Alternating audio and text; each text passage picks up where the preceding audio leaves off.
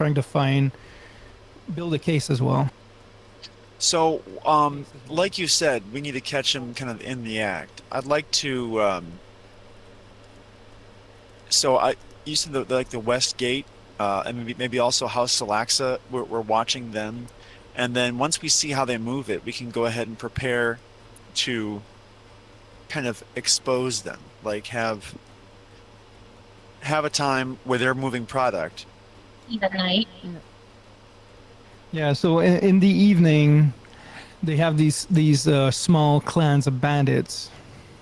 They go and rob the silos. They go and rob the shops, and then they split. But if we can follow those guys, eventually they will meet with the guy from Celesta. I need a color change. They're gonna make an exchange, you know, Okay. All right. cash for. What was the ninja? The other thing, like, can you remind us, like, they tried to pay us like 100 gold. Oh yeah, we still have that guy. They paid us 100 gold to try to get us to get On in their side, conflict. Yeah, and get in conflicts with the gladiator, and we still have that bandit.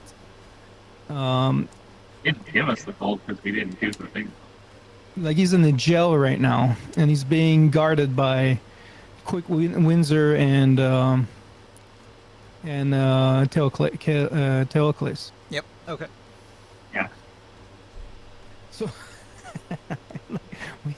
we have 3 witnesses so far that we're protecting. That would be Marham's Lieutenant Poe here, in the dungeon being guarded by Theocles. I can't move anything yet. Can you change my color? Oh yeah, sorry, I didn't see you.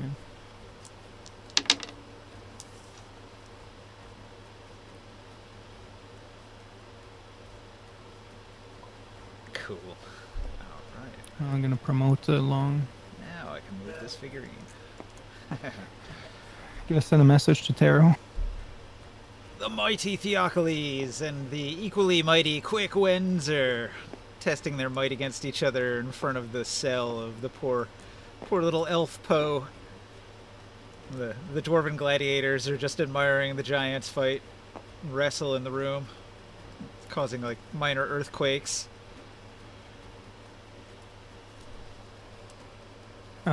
We have 2 other witnesses as well, hiding in our ship. There was the one senator that was assassinated by one of the bandits, and he killed them with like a weapon that he used at the arena to try to blame that on them. Yeah. We made sure that no one knew about this, that he came back to life, because we want to bring him at the Senate when we do our little show there. And then we also revived a merchant, an important merchant from the coin market. That was a big liaison for the arena, because I guess they wanted to interrupt their business, you know, being able to be provided with what they need.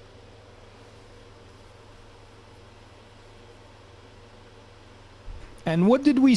Yeah. Oh yeah. Okay. So, the lieutenant from Maram, that's the guy that was gonna pay us 100 gold, and we have him as a witness to try to demonstrate that they were trying to create a scenario for us to get into a conflict with, to create like pretty much us having to fight the gladiator in public.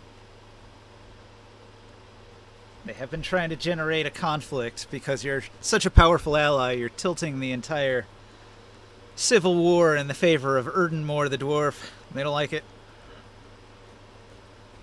Perfect. If they could make it look like you're on their side, even if you're not fully on their side, it'll change public opinion. And thank God to Morg with his staff of command. Oh yeah, using the staff of command liberally has paid off quite a bit. Yeah. Although keep in mind, people who are charmed magically after they recover from that magic charm, they tend to be a little upset that Are they've not been happy. used. Right. That's okay. You know. It's okay. The people that were in control, they have already been propagandized. That Yeah. It's not like they liked us anyways. And we also we confiscated the 100 gold from them. That's a huge amount. Like that's something we could spend back on the city to help people. So you've got 1 week until the Senate meeting when all the Nawabs of Ram will gather together in the senatorial meeting hall, and that's when you can present your case and your evidence. So with this week, you have some downtime, and I need to know what everybody is going to be doing during your downtime. I'll save Ringsight for last because he's not here yet, but what is everybody going to do? Let's start with Will. Okay, so the biggest thing is I want to case the joint. Are they doing these raids like every week, or is it going to happen again, we think? Because I would love to, if not, It's a If civil maybe- war. You can almost always find action somewhere here in the city. Minor skirmishes. A lot of it is not direct attacks, but we'll have proxy fighting, where they send So- in lesser gangs. Yeah, and if I just have a bunch of like dead bandits outside of the granaries, like, is that just ho hum blase? Like it's not that big. It's not a smoking gun type stuff. Yeah, I mean, it's a big city. Hard times. People die every day. There was just a plague, so up until a couple weeks ago, it was fairly normal for there to just be piles of dead bodies everywhere. Okay, so it's not enough to get the bandits doing the crime, doing the raiding. I have to get the higher ups. yeah. So far, the higher-ups have been elusive. These rumors of the Thieves Guild being underground haven't really led you anywhere specific enough to find them. Can I Will, before you go? Sure. There's one thing that we haven't explored, I think, is when we were in the sewers, we did find the thief cant language pointing to a direction. And I don't know that we've explored that. I thought I did, but I would love to spend a week doing that if I have availability. Besides, trying to catch House Salaxa and catch these raids in the act. The whole point is to get tail these bandits, and then get to lieutenants, and then get our way to the higher ups. So I've actually spent I spent a week casing Marham specifically. I got to him and was watching over his shoulder for about a week. Did the same thing with what's her name here? That Nawab. What's her name? With Yeah, the I'm gonna red, with the red fang or whatever. Oh, Vera. yeah, who was in business with Vera. Vera. Yeah. Vera. Where is she? Week 1 was Vera. Week 2 was Marham. Week 3 you went back to Yeah. Marham. Okay, so So this week you want to find the So Thieves again, Guild. Can you give me your 3 rolls? Stealth, lockpick, and investigate. oh sure. Okay. You know the secret codes. The thieves can't. You can follow the general direction. Maybe it'll lead you somewhere if you do a stealth, a lockpick, and an investigate. So you're sneaking through. Maybe you have to Where is- bypass some locked gates. You investigate the thieves' cant that is marked on the walls at various intersections. Maybe you Okay, so approach stealth the is location. first. Yeah. Stealth There we pick and go. then investigate. Got it. 33 on stealth. Excellent. Pick. Okay, 35 and investigate.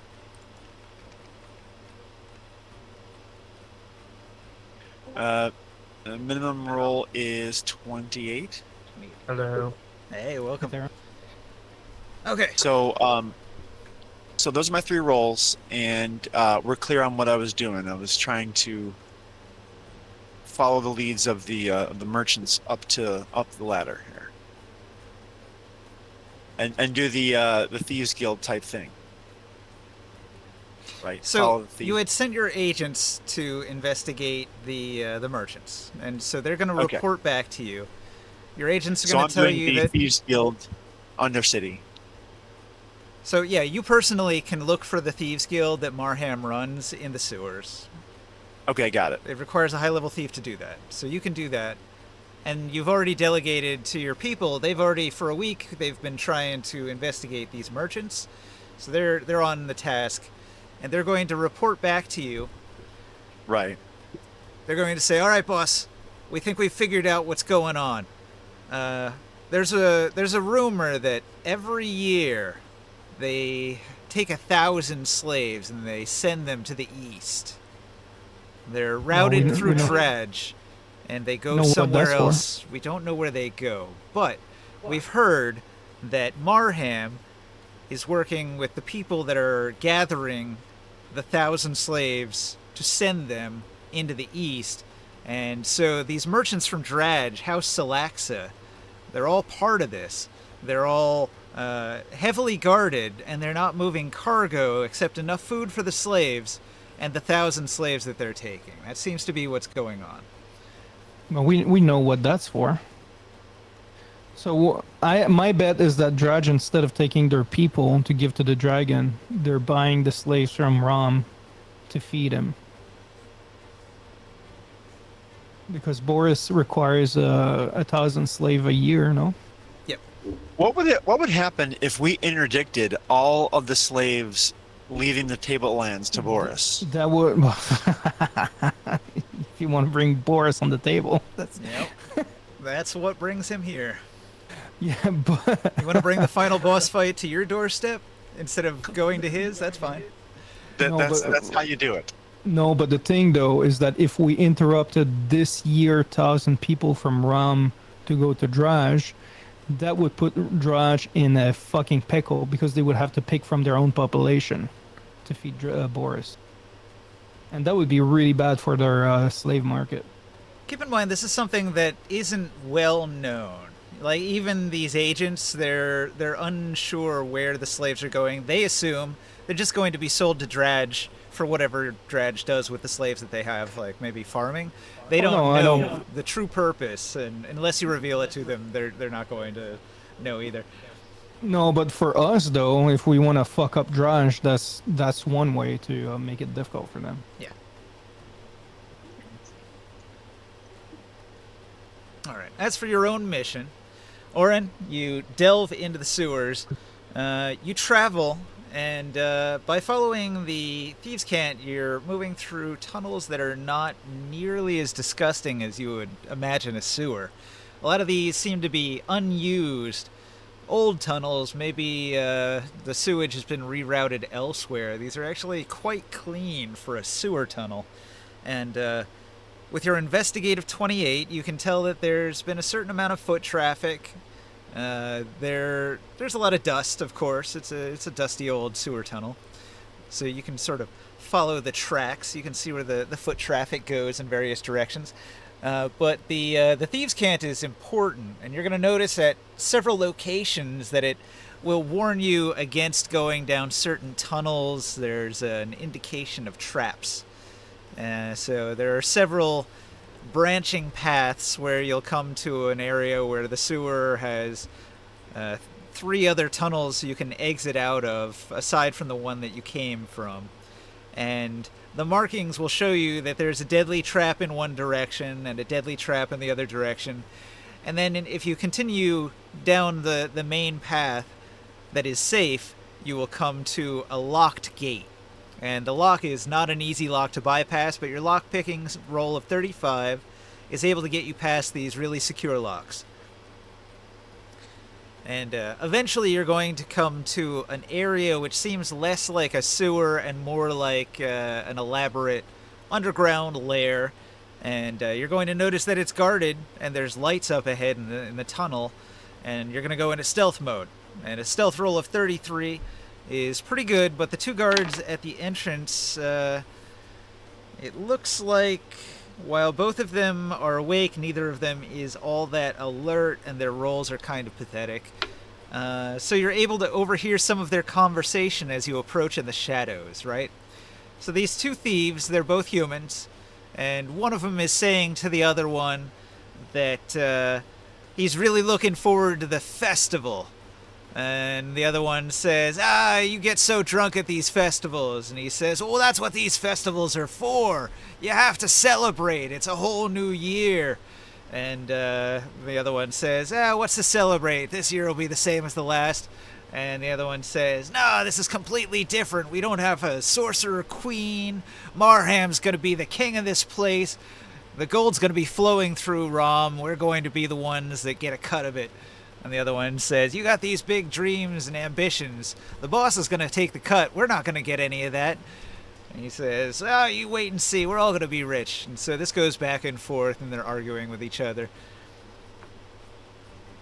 It looks as if you can get past them. They're not that attentive, and it's a large area, so you'd be able to If I need to be invisible and floating to do so, I can do that. Yeah, even better. So invisible and floating, you're able to get right past them and into the Thieves Guild proper. All right. Okay, so we've got a long hallway with a large entrance.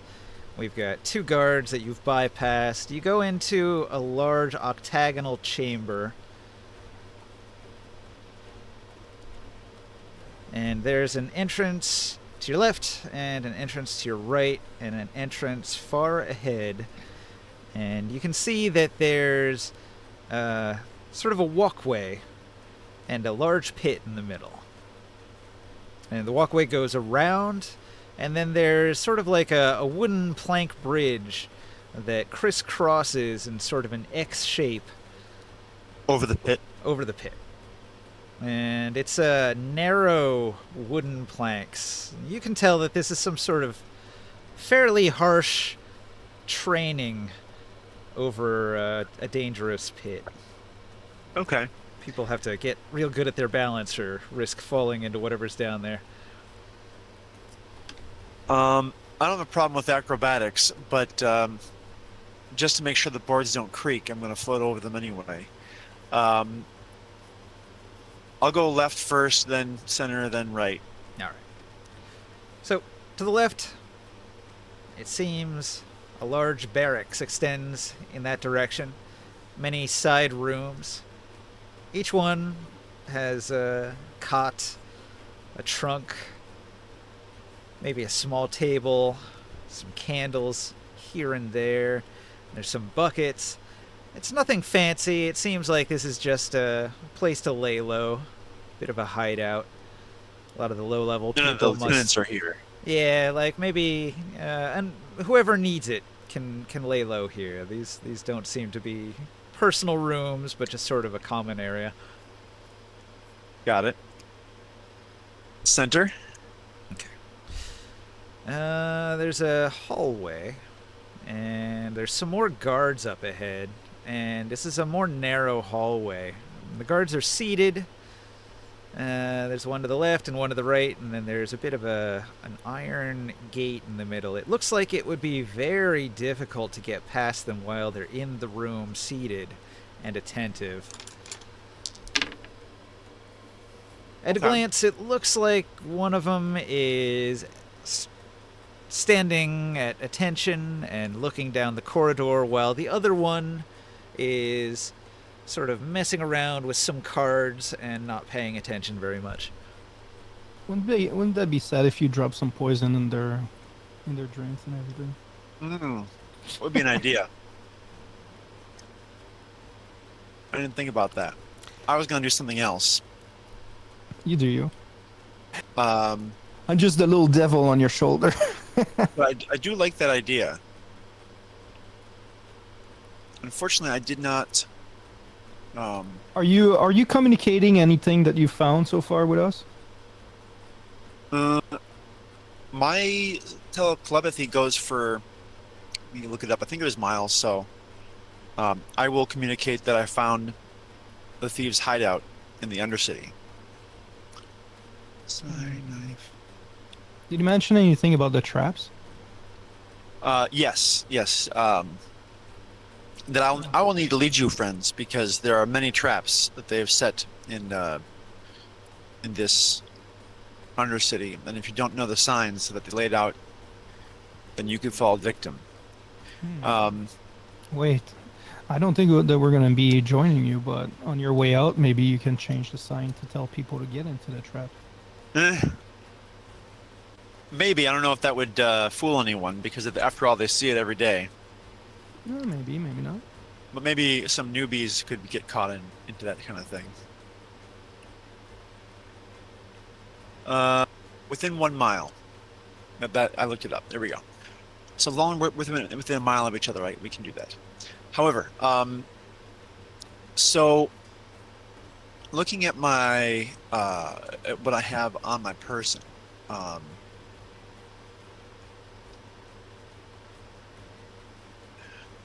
actually, let me double check. Mm,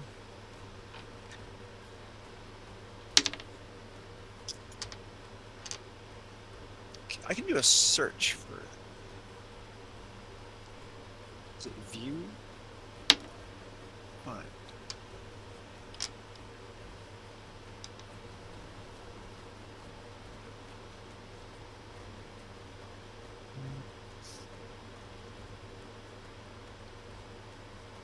There's some movement in the barracks area. You know, some of the low-level thieves are sleeping, some snoring, shifting about. Maybe one of them gets up and pees in a bucket. None of them have noticed, though.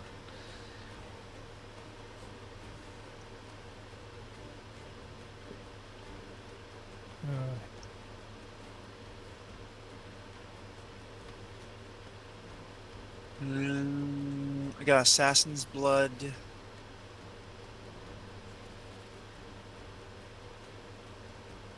Ah, here we go.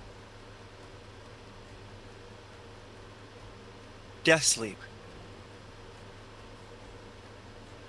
Gonna use some sleeping poison on one of these guards. Yeah, I'm gonna go ahead and death sleep one, and then silent take down the other. Okay.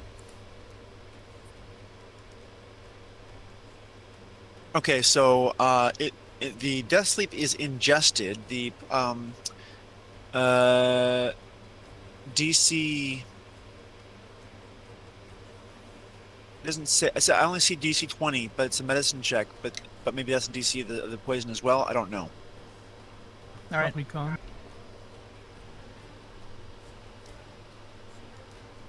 So I will sleight of hand first, even though I'm invisible and next to them. I only use the floating when I have to, because I only get 10 minutes total of that. Well, not in bat form. Bat form I can do as long as I'm shadowed. But anyway, here is a sleight of. Actually, hold on. Sleight of hand is not an 18. That is not the roll. It is a little bit lower. Minimum roll 22. All right. And that's what I get, 22. So, but not from the skill, just or the talent, just from rolling a 10. Anyway, 22 on the drop of death sleep vial in pouring it into what he was drinking. You said. They do have drinks. He was playing with cards. You'll have to wait a while for him to get thirsty, probably, but eventually he does. I don't mind doing that. No durations on my invisibility or anything. Okay. And when I see that, and I'll wait hour plus for this to happen. what when I see that the poison seems to be taking effect and his partner gets roused to something's wrong, that's when I'll make uh, my strike. Silent Silent takedown. I think I need several checks for that. Yes. So it was a grapple, correct? Yeah. So my first is an attack roll.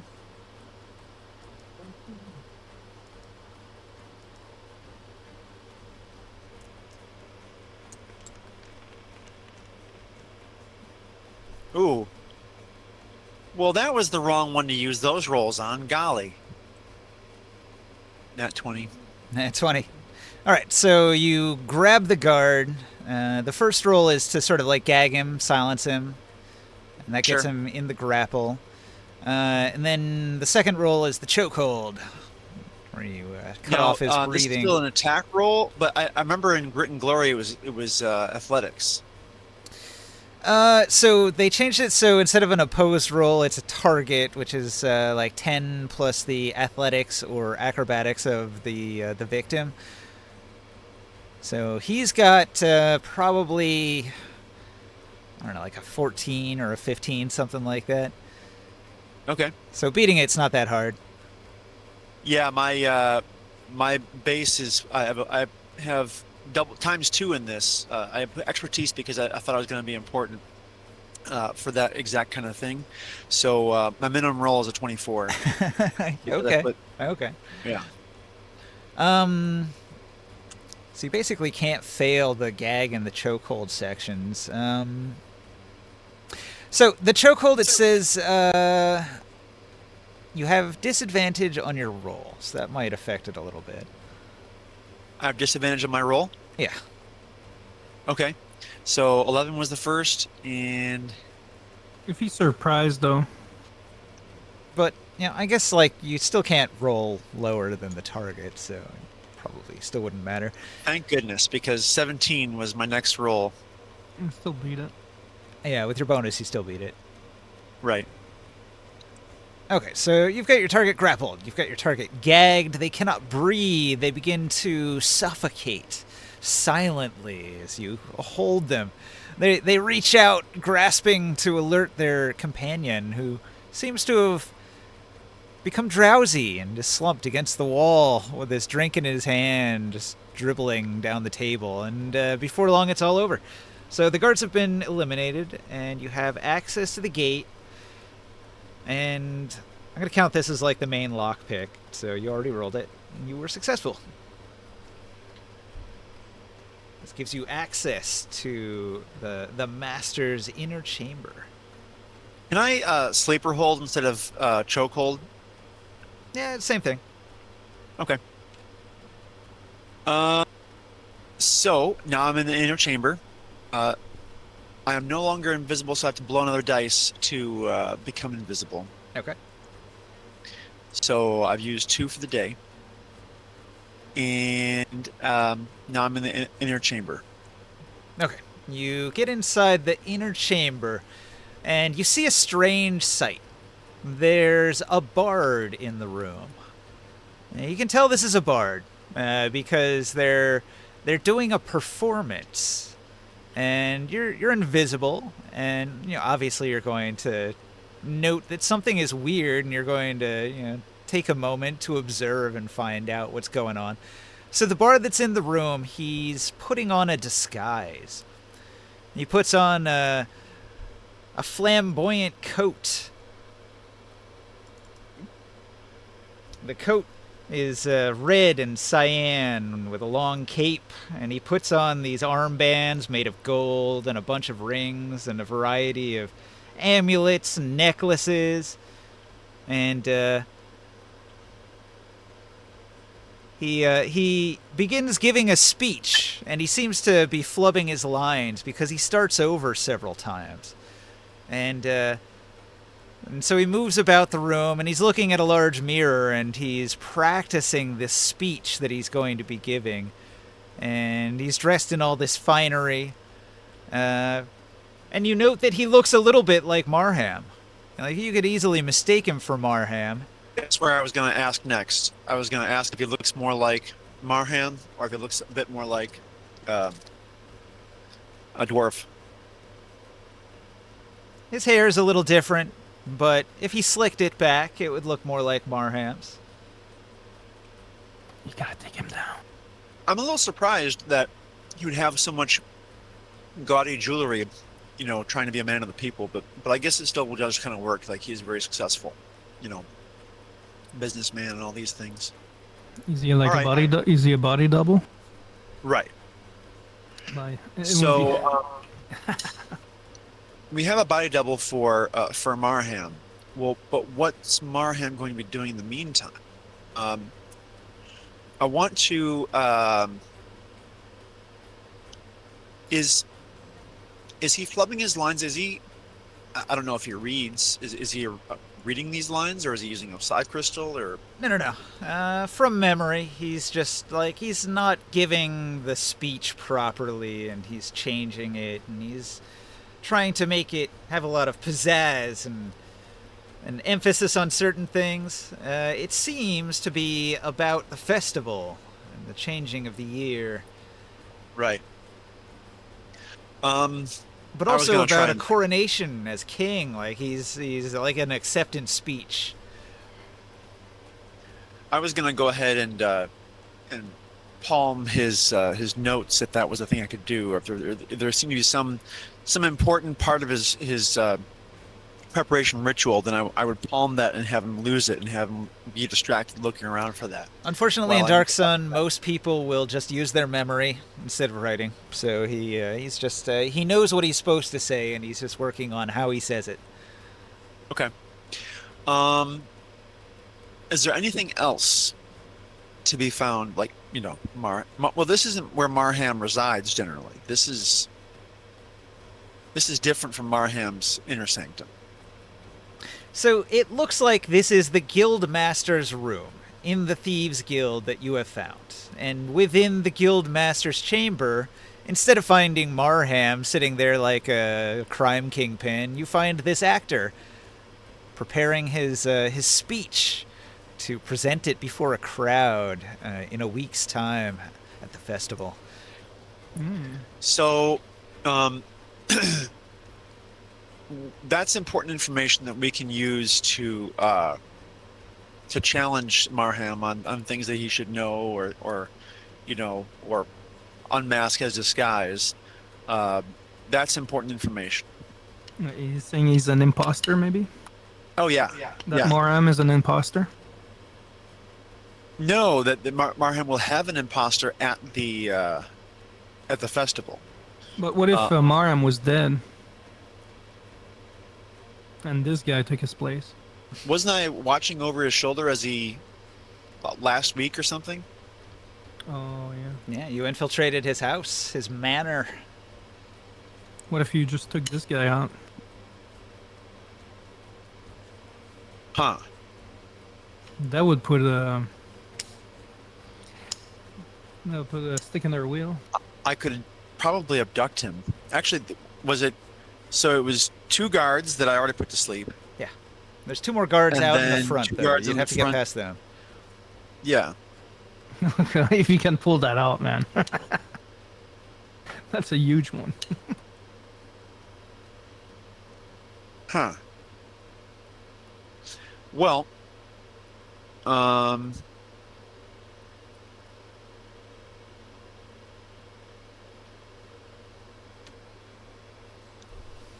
I've got some ideas on how I could do that. But anyway, let's go ahead and check before I, totally give up the ghost on this. What's the third passageway? The right way? Okay, you want to check the other room back Yeah. at the intersection?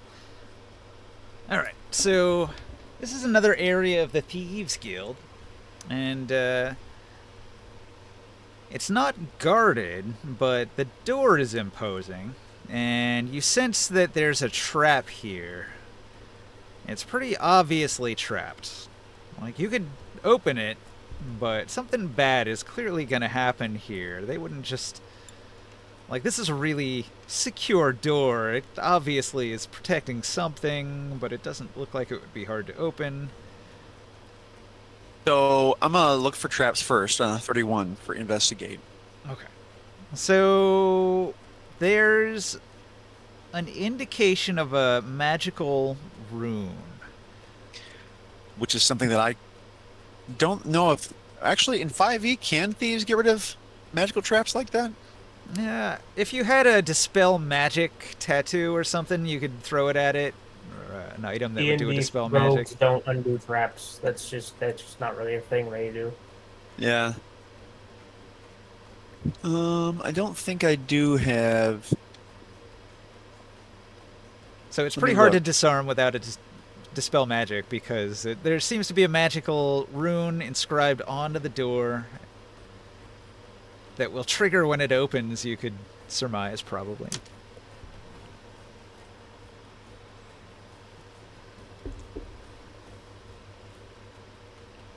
Huh. I guess as a wizard, you haven't gotten to dispel magic yet. What is that, 3rd level? Yeah, I'm not planning on going that far. I was just gonna take one level of it. By the way, I would like to go ahead and protection from good and evil. Okay. Just for yeah, that's a thing that I do when on dives. Uh, So as you can guess, this seems to be their sort of treasure Storeroom. room, their storeroom, where they Yeah. keep their stolen goods. yeah, I'm not sure that I need to go in there necessarily. Actually, I kind of figured that's what it was. It does seem to have a formidable trap. You'd have a hard time bypassing it, at least on your own, without some magical assistance or particular items. So Although you do have that ability to travel through rock, right? Mm-hmm. yeah, Yeah, go around it. um, So there might be a way through.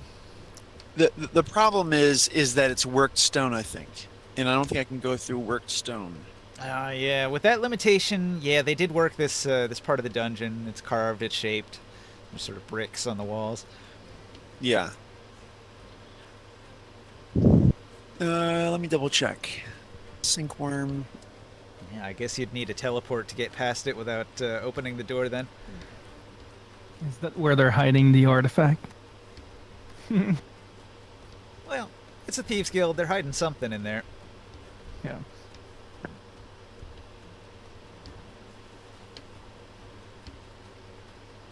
It can phase through rock, but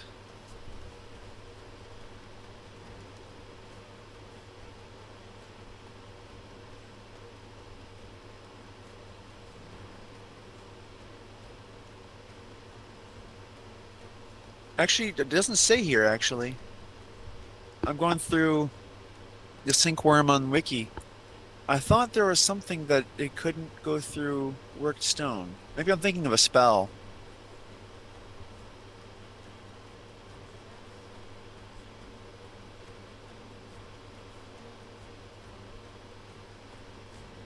Well, I'll try it.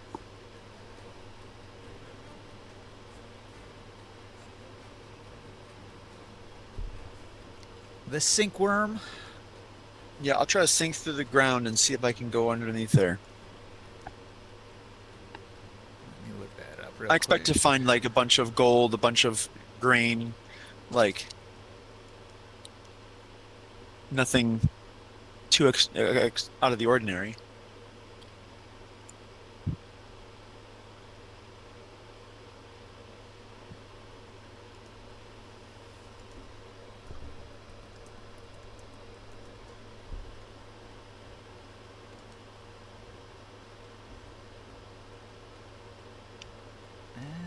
Let's see here.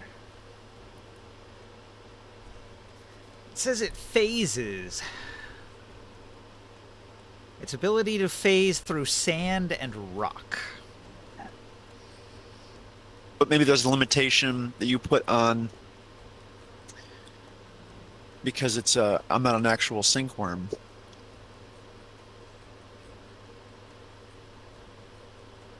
Let me find this again. Okay. We don't have to look. This is not really worth spending all this time on. So here's the description. It says the sinkworm has a unique method of travel. If it meets a rocky outcropping in the sand, it simply phases past it. It can phase no more than 90 feet. If this distance would leave it encased in rock, the phasing does not work. So I think you can move up to a stone wall, even if it is worked. And Okay. if the distance is less than 90 feet, you have movement, you can try to phase through. Okay, got it. All right. Well, then that's what I'll do. All right. 90 feet is a fair amount. Yeah. You pick a spot off to the side and you phase through into the treasure room. All right. So inside you're going to find a treasure room. It's got a variety of chests and barrels, boxes, you name it. So, what do you want to do? Do you want to look for treasure? Do you want to investigate for particular things that they've stolen that might be of use? I would like to track down. I'm gonna do 28 on searching for traps on these chests, but I kind of figure I'd be finding a whole bunch of like stores of grain from things that they are either going to sell or give to Salaxa or give to their people. You find a cache of Shadow Plane artifacts. What? Okay, so like he was maybe working with? No, he wasn't working with the Night Runners. The Thieves Guild moved in fast after the elves left town, so maybe they've collected a certain amount of things that the elves would have had in their possession. Well, I'll take a couple of those things.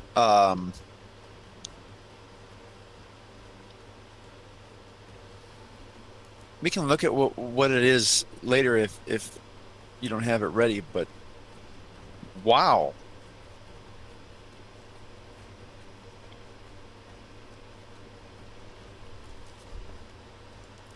I had a list of So this is like generic Shadow Plane artifacts. Like, these aren't like super powerful, these are like low-level magic items, but they are shadow items. all right. Alright, so for example, like previously you found some souls in a bottle. Those are kind of interesting. You can use them for a history check. Oh wow.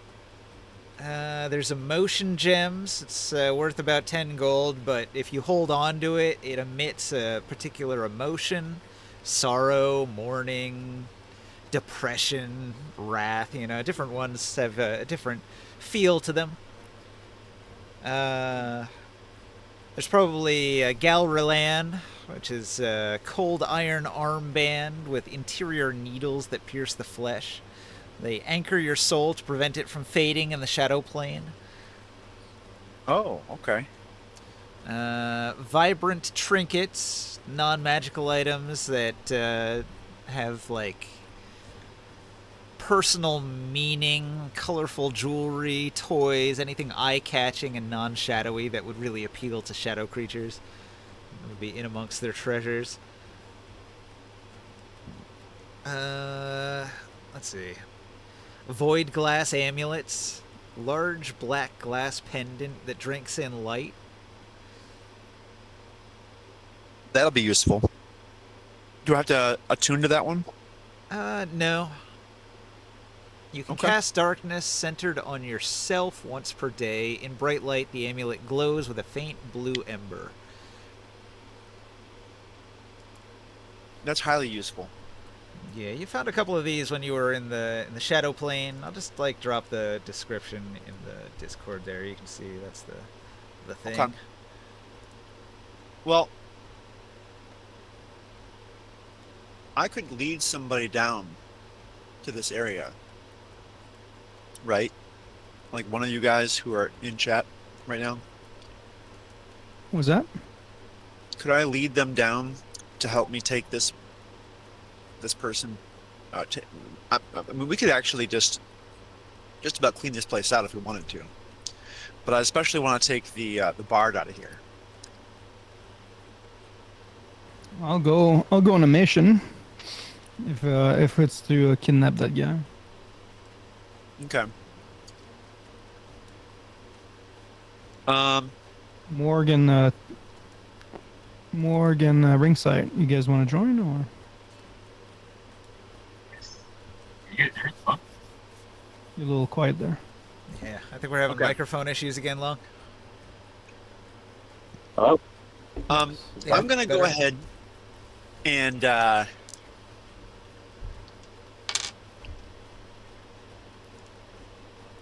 okay. I made it past the first set of guards, right? You snuck past the outer guards. And you defeated Was the the inner door guards. closed or open still? To the outside, it's open. Okay. In terms of disguise as a skill, we don't really have. It's now stealth, right? No, there actually is a disguise kit that is a tool, and you would have to have skill with the disguise kit in order to have proficiency in disguising yourself. Okay. Would deception work for making my voice sound maybe like somebody else, or no? Yeah, you can try. Okay. Well, that's what I'm gonna have to do then. I'm gonna imitate one of the guards and call out to the guards at the front gate. So I'm gonna sit and listen to the bard for a while and try to kind of practice his well, first step, what I need to do is I need to do silent take down the bard. That's step one. All right. So here we go on silent takedown. 22 to hit, and then Now the bard is acrobatic, and he's proficient in acrobatics okay. with high dex, which means it's a DC 18 on each of the grapples. Okay. 22 is Um, good. What was the other one? So 29 for the first grapple.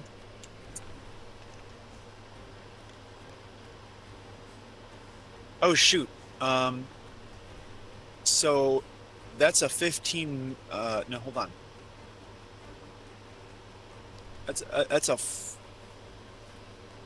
Well, 24 would be the minimum, but if it helps, I'm gonna blow a dice at this. Oh yeah, well, like I said, it's DC 18, so Yeah. Yeah. 18 plus, and you got it. So I'm gonna take him down. So he's asleep. I don't want him dead. I want to put him to sleep. No, you're not So gonna. knock him out. Then, so now my invisibility is gone, but that's okay. And what I want to do is I'm gonna creep up to the door, the entryway where the last two guards are. I'm gonna use minor illusion to make a thump sound, like the bard fell into the pit. Oh yeah, And then I want to. What? that'll get some attention, I suppose. And then I want to make a voice as best as I can, sounding like him from the bottom of the pit. As a matter of fact, I'll go down to the bottom of the pit just so it sounds like my voice is echoing off. And it's like, guys, this is the stupidest. Can one of you help me up? I'm guessing it's a pit deep enough that they can still get out. Yeah. So when you go into the pit, you notice a foul smell. It seems like a bit of a latrine pit. It goes Oh. down into some real sewers. How embarrassing for those who fall in during training. Well, I'm not gonna float all the way down then, but I'll do that. Okay, so the guards will approach laughing and say, "How did you manage to fall in?" And as they approach, I'm gonna go ahead and Just push them in. yeah, Okay, so you're gonna kick them into the latrine hole. This is And, Sparta! Whap! Right. Yeah. And then I'll dispose of them either hopefully through just. I'd rather have them alive if possible, but if I have to take them out, then it is what it is. They would be able to climb out given enough time. It would take them a moment. Well, I'm going to do a silent takedown for. Well, they both come side by side. Yeah, they approach the edge to look down and see what happened while laughing. So you can kick them both in if you'd like. All right, I'll kick them both in. But, like I was saying, falling into the pit is embarrassing but non-lethal because of the thick layer of pee at the bottom to splash into. So, more embarrassing than deadly. And once they stop being so shocked and angered, they will begin climbing the walls, using their thief skills to climb to get out. They'll come back with equal eye. Do you think maybe I would be able? Oh wait, it takes a full minute to do a silent takedown, doesn't it? Because can hold their breath for as long as their Constitution score. Although I think the rules of silent takedown is it begins the countdown immediately instead of having to wait a minute.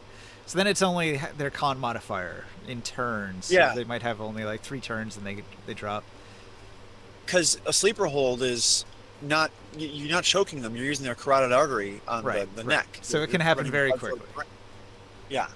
Matter of Okay, turns. so hopefully I can put him to sleep on the top. I kick one in, put the other one to sleep. When the other one comes up, I put him to sleep. And I would like to come out with a sleepy bard. Okay, so you're going to disable all the guards, leave them unconscious on the ground here, and you're going to abscond with the Marham impersonating bard. That's what I want to do. Yeah. All right. You escape with your unconscious man. He's heavy. How strong are you? Are you able to carry him? 14 strength?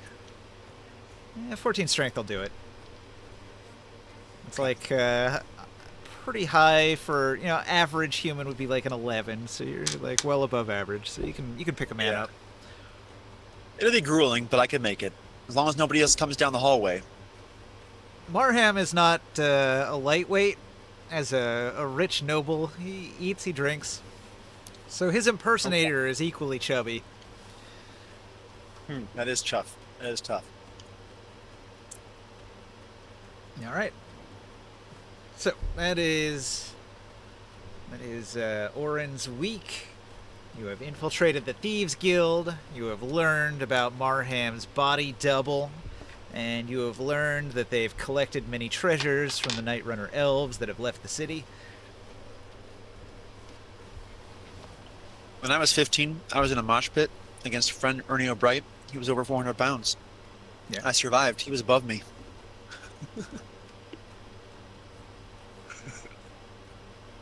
Squats are important, guys. Never skip leg day. Okay. So you bring him back to the ship? Yeah. He needs to be in our witness protection in the ship. You add him to your growing number of prisoners. Well, this one, like, we make sure that he has absolutely nothing on him. Does he have any tattoos or anything like that? Yes. Is there a way to ruin a tattoo or remove a tattoo? Yeah. And scrub it. Psionic tattoos can be moved, so you can take it and drag it to a different body part. But can we take them off of someone? Do we need to flay his skin to make that happen? Well, I'd prefer a different way. It's been a while, so I'm not Can I- sure. Can I dispel magic them? Let me check this. Mhm. Dark Sun tattoo. Yeah, it's not coming up. Can we transfer them to someone else, maybe? I remember it saying they work like scrolls, so I'm not sure if you'd be able to do anything with it.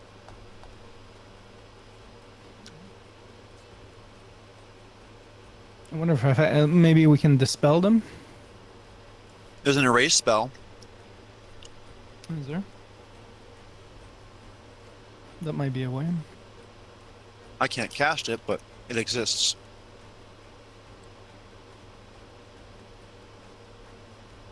Where's Taro? Where is Tara? He's like muted. Yeah, I'm not finding it. They work like scrolls. I imagine you could destroy them with a dispel magic. Yeah, I'll do that. I'll get rid of them. That So- way it doesn't have like a charm or something like that. Yeah, he had several utility tattoos. You'd probably recognize a counter spell, maybe an invisibility. Stuff that is very common. You've probably used them yourself a time or two. There you go. Less chance of him trying to escape. Alright, you do some tattoo removal. Yep. Grimorn is a laser. Yeah, I scarred him.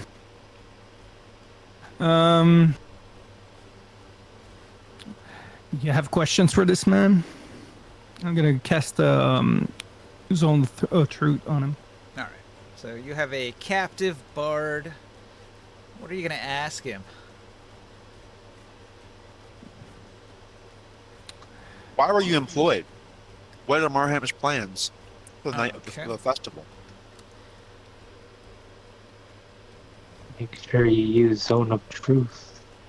Yeah, he just did. Okay.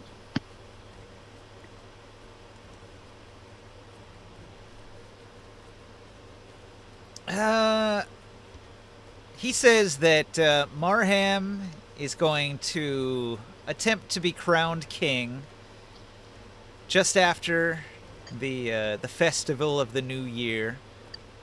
He's going to have a big speech. He's also going to release documents claiming that Erdenmore plans to marry into a rival house and seize the throne by force. So they have to crown him king, Marham, in order to prevent it. Marry into a house. Which house?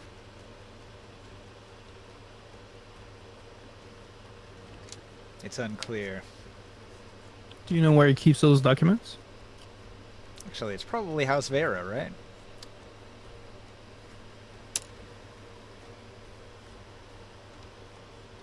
And why did he use you? Is he scared of attempts? Were you going to be the one giving that speech? I'm bait. I'm supposed to lure you in. It's unfortunate that we found you first, no? And lure us for what? To do what? What do you think we're expecting to do?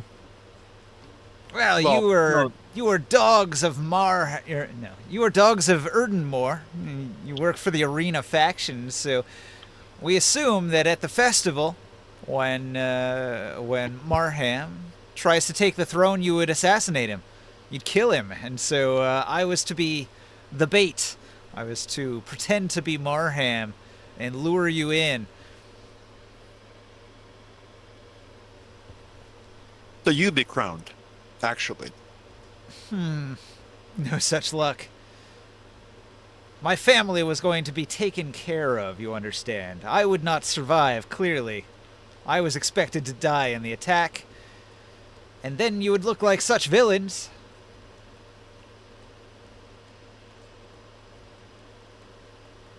Not Just a entirely throwaway wrong. pawn. Not entirely wrong. Even if you were crowned, or if Marham was crowned. assassination would not solve the issue. Well, there's the thing. If you kill off Marham, then Nawab Vera, she takes the throne. So Marham and Vera, they're working together. And no matter what happens, one of them's going to get it. Any idea where he might keep these documents that you're talking about, proving I that? do. Oh, do you? Well, I would assume in his manor. I don't know if that's true or not. Or maybe Vera has some. They were manufacturing the documents. They're fake. No. Hello, I'm back. There was work documentation. I'll say yes, I will be coming. Okay. That means Um, you're in the Thieves Guild. Kidnapping a bard. Okay, we are doing this. Why? I'll explain. Suddenly I'll explain. your paladin is like, why are we kidnapping people? Okay. Hey guys, I've been following along so far, but I'm a bit stuck on this one detail. Good ring sight. So I've found the way into the Thieves Guild safe house in the Undercity. I found some guards, and I killed none. They're all alive and still down there. But I saw this bard who was rehearsing lines to act as Nawab Marham for acceptance of the coronation. He's explained here, the part that you've heard. And my hope is that having him here will perhaps, one, Nawab Marham will find no one else to replace him as a, or someone less convincing maybe, as a bard, as a body double to replace him. Or two, he will actually go himself. I don't know which, but that was my goal for taking him. And just his testimony here alone is enough that could be helpful to us. Yeah. In a court of public. I wanted to tell some. I'll speak to the bard again. Now you understand that you're gone, so your family's probably going to be at risk, huh? What if you testify for us? Because we want to expose him for who he is, a bandit. And in exchange, we will follow on the promise that Moran made to your family. You're a madman. Marham is a great leader. He seems to be a true believer. A true believer of what? Well, Marham is a populist demagogue, so this person has thrown in with the cult of personality to a degree that he's willing to die for Marham. Oh, well, you see the little trick that I just pulled on you, where you cannot lie, no matter what. Well, you have a choice here. I'll do it again on you while we're in front of the crowd, or you can do it in a deliberate way, and I help your family. That's your choice.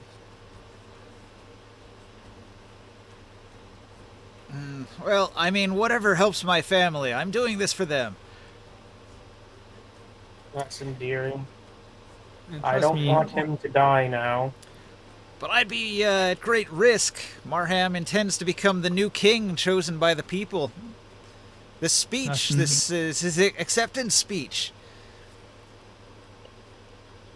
Well, we will see about that. We have plenty to show that he's been working against the city just for his own enrichment. He intends to stage a massive funeral for victims of arena brutality to whip up the poor during the day of the festival. Everyone loves the arena. And anyways.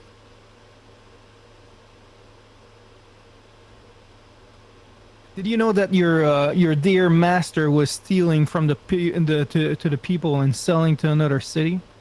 All of this food, keeping everyone starving?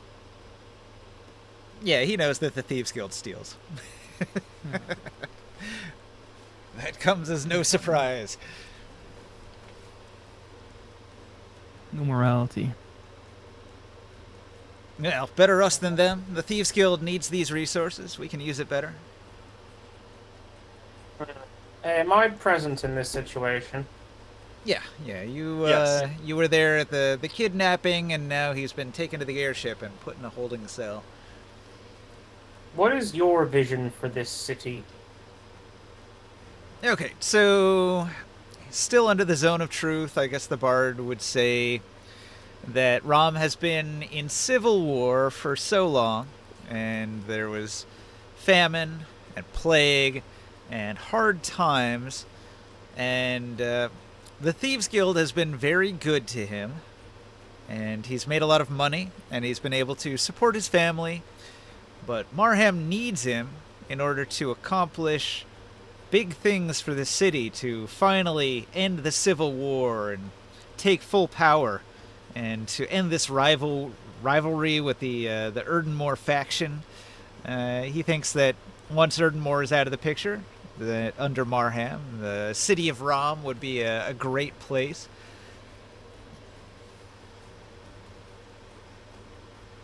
And he would hope he wouldn't even be assassinated in Marham's place, that he could survive and enjoy the fruits of this new world. But he was willing to die in Marham's place so that Marham's dream would not die. Trust me, we would have not killed you.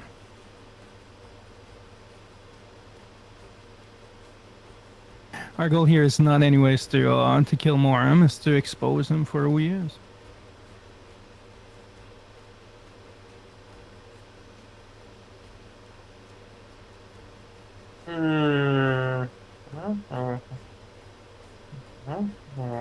And he will say, after the attack, it will be clear that Marham should be king.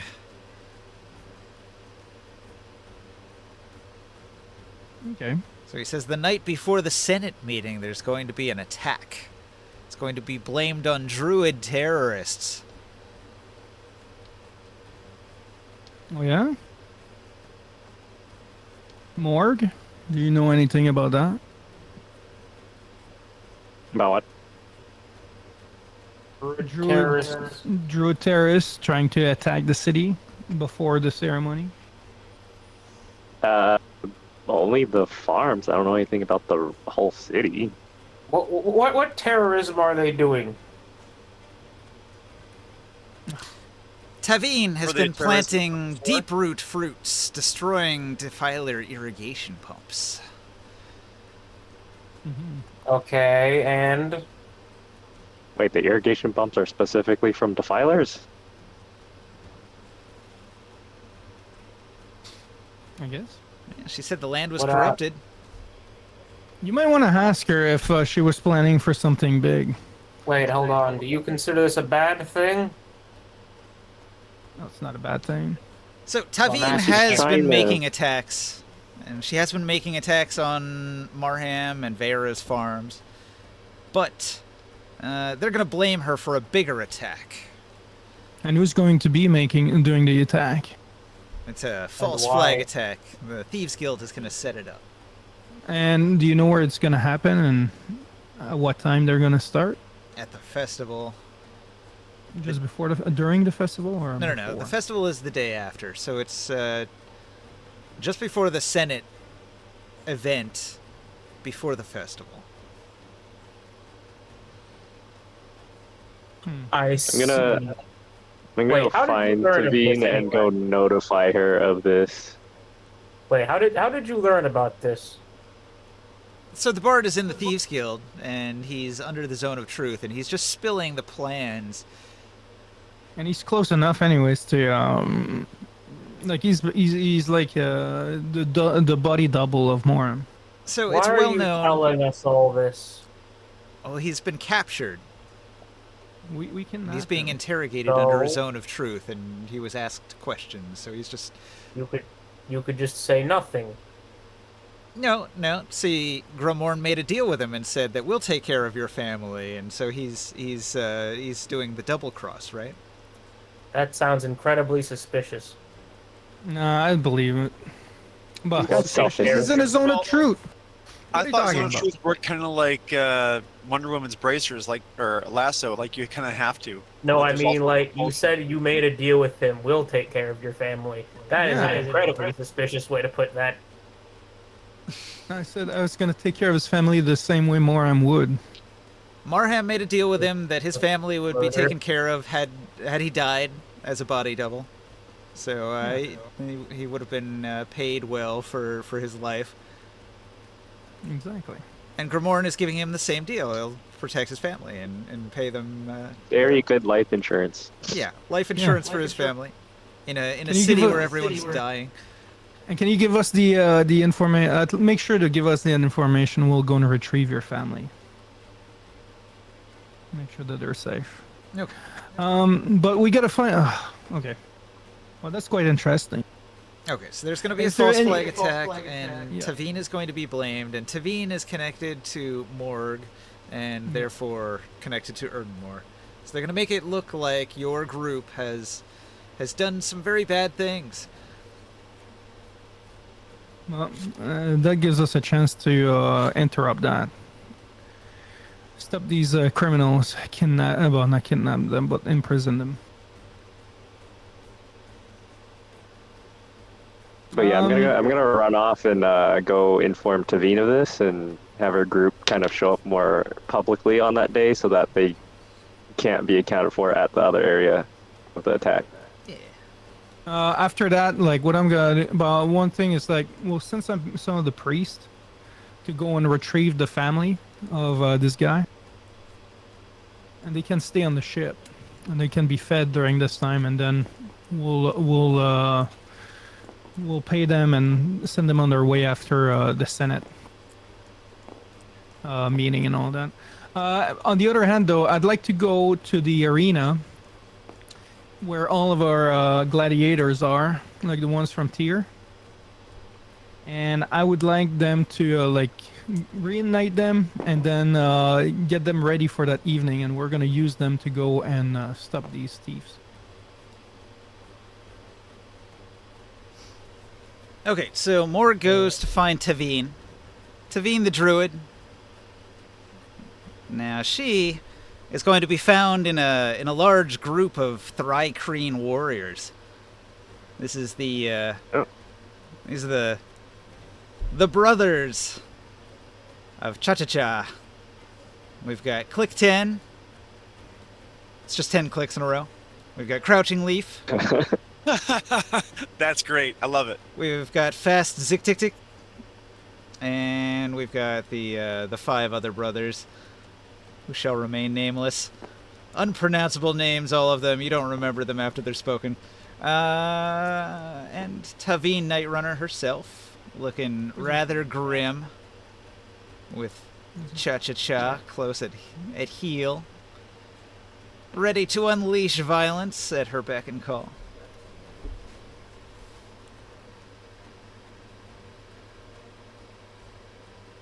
Are you going to tell her about the false flag attack that's going to be blamed on her? Yeah, Tavine, we have uncovered a conspiracy with Marham and his group. We have captured one of their bards who were planning to be a body double, giving a speech for him. And they said there's going to be a false flag attack, and they were going to frame you as the attacker. So I think it's best if you guys show yourselves a little bit publicly to make yourselves, clear your names when that happened. Do you have any plans on that day?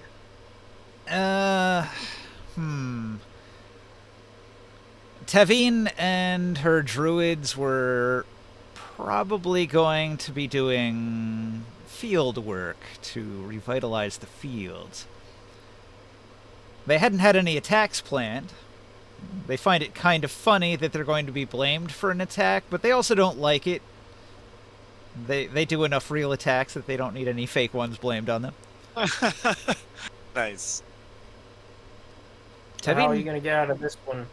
Tavine has been busy, and she has been trying to take over some of these farms rather violently. There's a trail of dead guards left in her wake.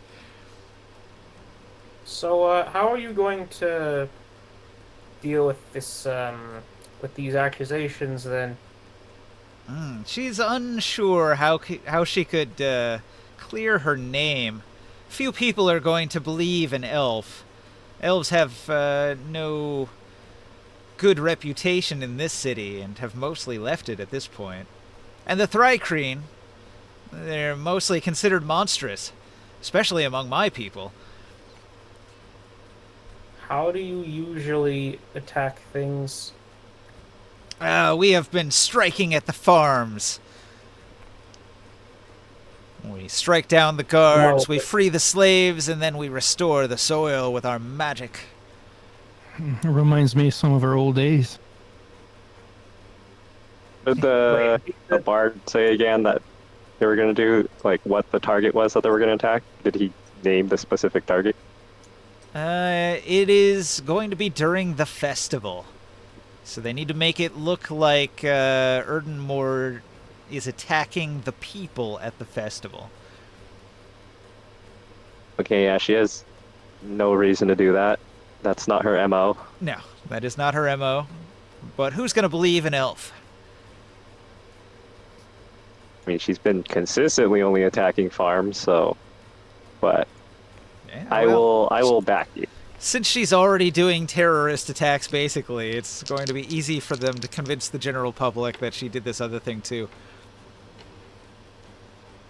Unless we intervene.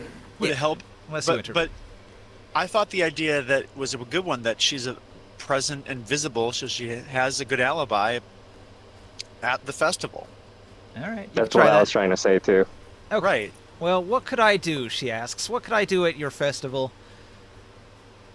I don't know the rituals of your people. How do you celebrate the new year among the humans? You get drunk. People like to drink, dance, sing songs. You could feed the poor.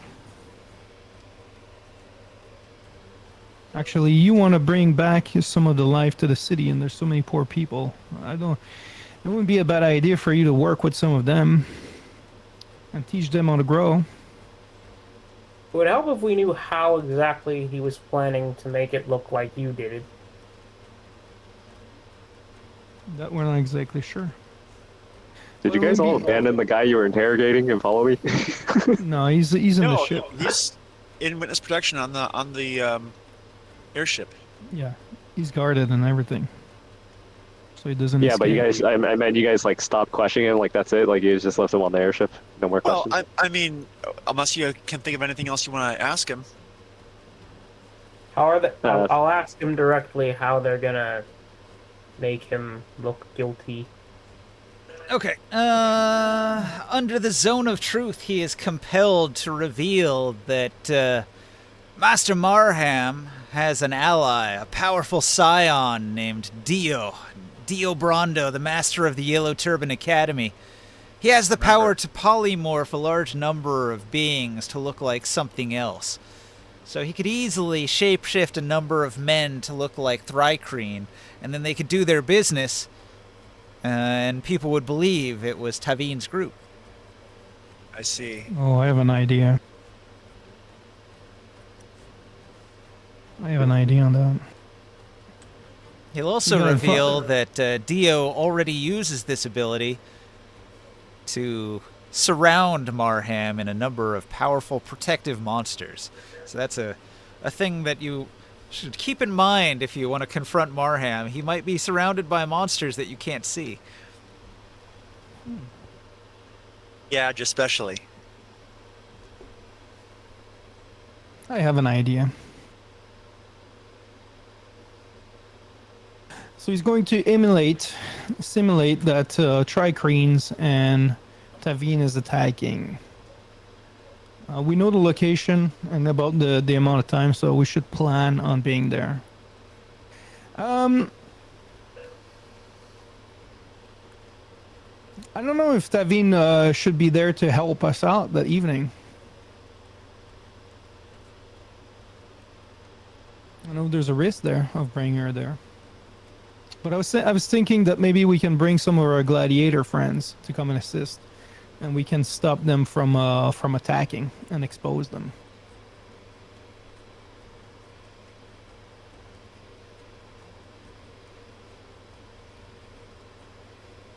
Yeah. Okay. It's a plan. Then. Good. Is it I gotta- possible? Oh, I gotta is go, it po- guys. I'll be back. Okay. During the week, is it possible to find some people that are capable of making a bunch of tattoos of dispel magic? Sure. So I'd like to get like the people that are with us to get like a couple tattoos like that, and that way they can be used. They can start using them on the fake Tricreen and the fake Tavine to dispel them when we encounter them. All right. So here in Rom, if you want to get yourself a psionic tattoo done, you have to go to one of the psionic academies to do it. Okay. So here in town, there are 3 psionic academies. Your allies will recommend the Psiomark, which is aligned with the dwarves and the arena faction. There's also the Yellow Monastery, but they're aligned with Marham. And there's Scion Aram, which was aligned with the Night Runner Elves. They would probably not be receptive either. Yeah, we're gonna go to the more friendly one. Alright, so you travel to Psiomark, School of the Way. Now, is an imposing temple. A little bigger than many of the other buildings in Rom, which are all like low, squat buildings made of simple materials. This is a fancier structure. And it's got a large meditating plaza with a number of scions that are deep in meditation. They're sitting under large canvas pavilions on pillows, and they're deep in thought. There are psionic masters that are walking around, looking at the students, overseeing things. There's slave women that are carrying incense and lighting candles and things like that. I'd like to go towards the maybe whoever looks kind of in charge. All right. You approach.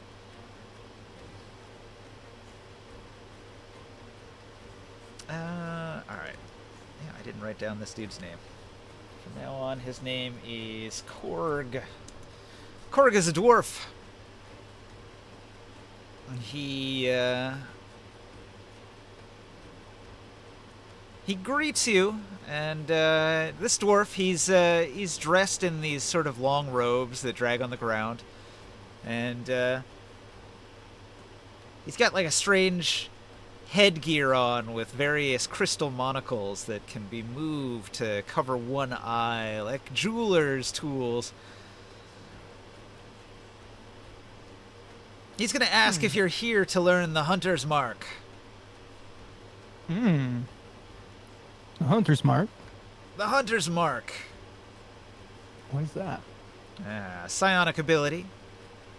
You're able to mark a target with your mind, and from that moment forward, when you strike that target, you will do additional psychic damage with every hit. Oh yeah. And the monk. Well, I don't know that that's really that useful for me, but I have friends that like that. But that's not the reason why I'm here. That's interesting that we can learn that, though.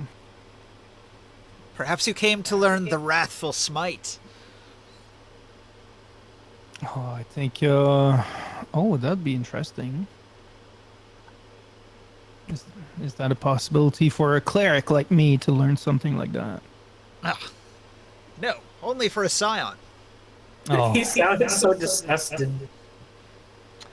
I think that Ringside might want to learn that. Don't I already have that? Do you? No. Let me So check. both of these spells are actually ranger spells, but this is a scion who can teach you to cast them as a psionic sorcerer instead of as a ranger. That'd be useful for you, Ringside, no? You're gifted in the psionic world, no? I'm sorry, Wrathful Smite is a ranger spell. Maybe not. Oh, that's a Yeah, paladin. yeah, it's got Smite in the name. But Hunter's Mark, yeah. Then we had a friend that used to be able to do that. You know, we kind of he was with us in the camp. So, Wrathful That Smite, the ranger. next time you would hit with a melee weapon attack during the spell's duration, your attack deals an extra d6 psychic damage, and if the target is a creature, it has to make a wisdom save or be frightened. Oh. Oh, I wish I could learn that while I'm using my sword. Oh no, I'm not here for that. Ringside, that's more for you. But we need. I'd like to put an order of tattoos from your school. We were referred from Erdenmar. He told us to come to you for that favor. Ah, alright. It requires some expensive materials, and, of course the expense for the time and effort for my trainees to do the tattoo work for you. It will That's require not a several problem. hours as well, so if you could provide 5 gold for each tattoo that you would like to receive. That, 5 gold. Unfortunately, it is not cheap to provide a 3rd level ability spell. Hmm. Okay, well we'll take that from the 100 gold that we have here. Oh yeah, using the enemy's own money. Yeah, exactly. I think that's a fair trade. And didn't you want several? I mean, that was each. Yeah, actually, I can cast that spell myself, but for my allies and a couple gladiators, I would like to be able to. I guess what is there? Maybe about 10 of them. Okay. So you spend 50 gold, half of the money that you stole from the enemy. Yeah. You get 10 dispel magic tattoos. Does take an action to cast them, but you can dispel magic. So I guess one on Ringside, one on Oren, one on Morg, and then the other ones will be on gladiators that will join us. All right. Well, there's already quite a few here. The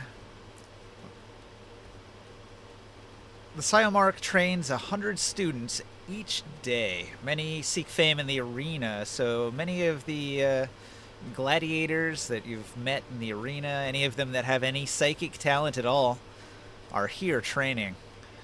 Okay. We're gonna select them.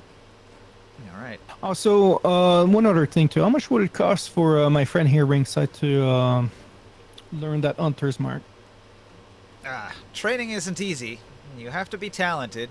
It requires a full week of training. It would cost 1 silver piece, and you have to pass a caster check. Is this a concentration spell? It is. I'm not sure if I want this. I don't have a lot of spells that hit people multiple times. These are combat-focused psionic spells for doing extra psychic damage to opponents in the arena. Hmm. And a cleric wouldn't be able to learn that. I want that smite. It is of limited use to me. Okay. Well, it's good to know that we can learn these other abilities if we really want to. Like, you could train it, but you don't have any spell slots, so you wouldn't be able to cast it. Yeah, exactly. What other spell are you capable of teaching? Maybe there's another one that ringside. Well, I mean, they are a psionic academy, so they teach the full range of psionic abilities, but these are the ones that they are known for because they're unique spells that nobody else can teach. Okay. Oh, Oren, does he have any type of capacity of learning these kind of things? He's a psi knife, so his psychic ability is mostly focused on just like manifesting psychic daggers that he throws around. Okay. Because that'd be cool, like a Hunter's Mark for him. He could learn these skills, but he would need to get some spell slots somehow. There are ways to do it. You can carry items that will give you the psi points in order to cast spells, but it's like an expendable item. And he could take levels as a sorcerer to get some spell slots, or he could take a feat that would give him a spell slot. Yeah, initiate. Yeah, initiate would do it. Like sorcerer initiate. Sorcerer initiate would give him one spell slot, and then he could cast it once a day. And is that charisma though? Is charisma like a big bonus? All sorcerer spells are charisma based. Yeah. Well, that's interesting. I didn't know we could do that. But these don't have a... Well, I guess Wrathful Smite does have a DC, so if his charisma is low, he wouldn't benefit from that. But Hunter's Mark, that one's just a tag him with it and then hit him for extra damage every turn. So he could definitely benefit from a Hunter's Mark. So I guess we're gonna spend like a small part of the day to get these tattoos done. Yes, it requires 10 minutes per tattoo. You get 10 tattoos, so 100 minutes go by. I'd like to ask Oren, but after we're done with this, I'd like to ask Oren if he located that guy from Draj. Yeah, they've been keeping tabs on the Drajan merchant caravan. House Salaxa has gathered all of the slaves and all of the food, and they're going to be leaving the city probably the day of the festival, or maybe right after. Okay, I think we're gonna have to.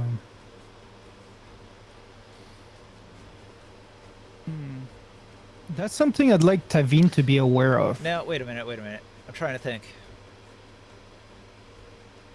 Actually, if the slaves are going to get where they're going, it's probably... They got to get there by the end of the year. So they're probably, at the beginning of this week, they're probably going to leave the city. So... Oh, yeah? I would like to... Okay, I Morg. Mm-hmm. Can we go back to Tavine? Can you bring us back to Tavine? I could try looking for her, yeah. I'll go find Naveen and bring the group with me. Tavine and her group are occupying some farms on the outskirts of town.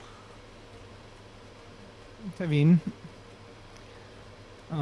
we've learned some information about some slaves being transferred to Draj,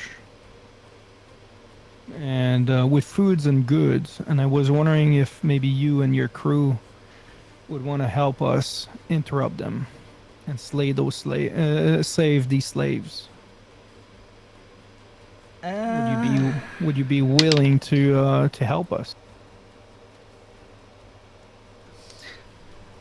She's uninterested, but only because it's got nothing to do with the plants and the earth. But she does look favorably on you and your group. So the question is the High Druid Morg asking her to do this? What do you think, Morg? I think they would be great allies for something like that. Tavine is Morg's biggest fan. Coming from Grimorn, she will turn you down. She will say, I'm sorry, I have essential work to save the planet. I have to fix the soil that these bastards have ruined through their defiling ways. So, from you, it's probably not going to work. But she'll do anything that Morg says. Naveen, the soil will be here while we're Wait, you have to say it like an ancient Grandmaster Druid to sell it. All the pomp and circumstance. Yeah, it has to be very cryptic, you know. You have to use your druidcraft to make the clouds grow dark and the thunder peal in the distance. Yeah, it'd be like Yoda. It has to start raining, you know, something very rare. But we must save the slaves, because once they're gone, we cannot get them back. I will help you more with the land when we get back. I promise. All right. She agrees. Hooray. And then Tavine, one thing that I will do for you, Tavine, I will do a sacrifice and ask to my lord, maybe to help the region with the fertility of your soil. Tavine is going to convince Cha-Cha-Cha-Cha that this is the right thing to do, that if the High Druid commands it, that all druids must obey. It's unclear why, but, you know, it must be for the greater good if the High Druid is commanding it. And Cha-Cha-Cha says, "My blades must taste the blood of the men who have defiled the soil." And she says, "Yes, we will take them down. Come with me." And they're going to move to attack. They're going to lay an ambush in the desert just outside of town. Yeah, we'll follow them. And one thing, though, we need to keep their leader alive.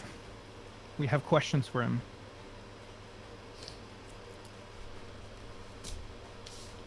That'd be, I'm assuming that would be the contact from the Thieves Guild, huh?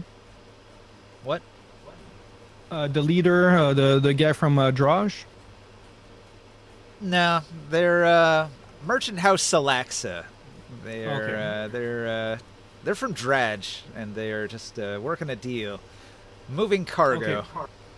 But the guy that is collecting the food and all these things from the Thieves Guild,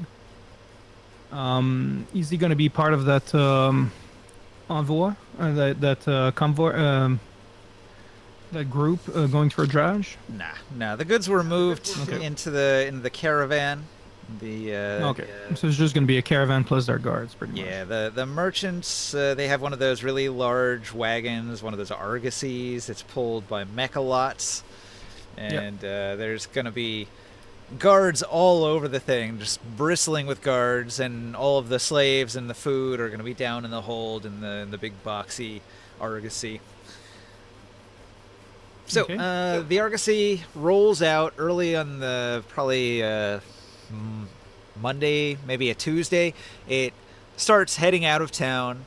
The people working with Orin, they're going to alert him that they're mobilizing to leave. They've called all the guards to the argosy, and they're beginning to head out of town. And Tavine and her people, they were already setting up an ambush along the road further out. And so they're in position already, and then you're going to get the early warning so you can go meet them. So you meet up with Tavine and her people in their ambush point. They've got a blind spot where there's some bluffs that they're able to hide behind rocks and cliffs, where they have the high ground, where they can make ranged attacks down at the argosy.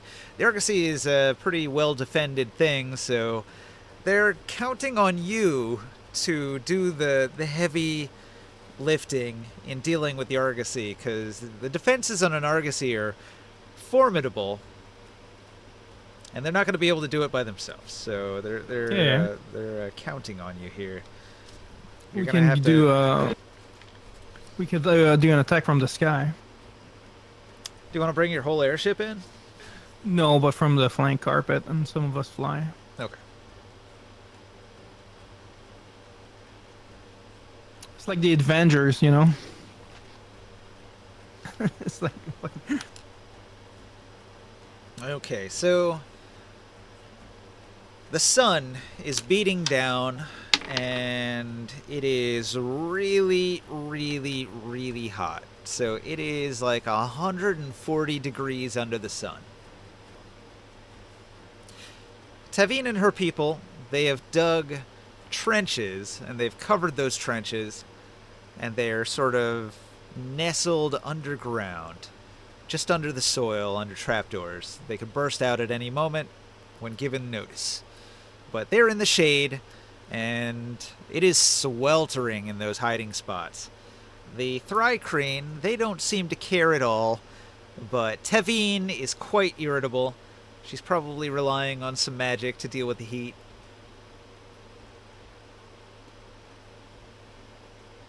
So, I'm going to give you the initiative. You arrive on the flying carpet. What are you going to do? Firestorm. So I'm going to do a firestorm on several. I can target. What is it? 10. What is it? I gotta double check. 7 or 10. Give me a second.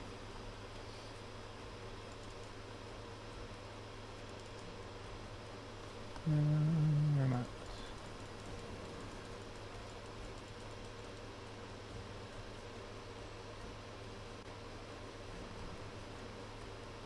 Uh, 10 foot.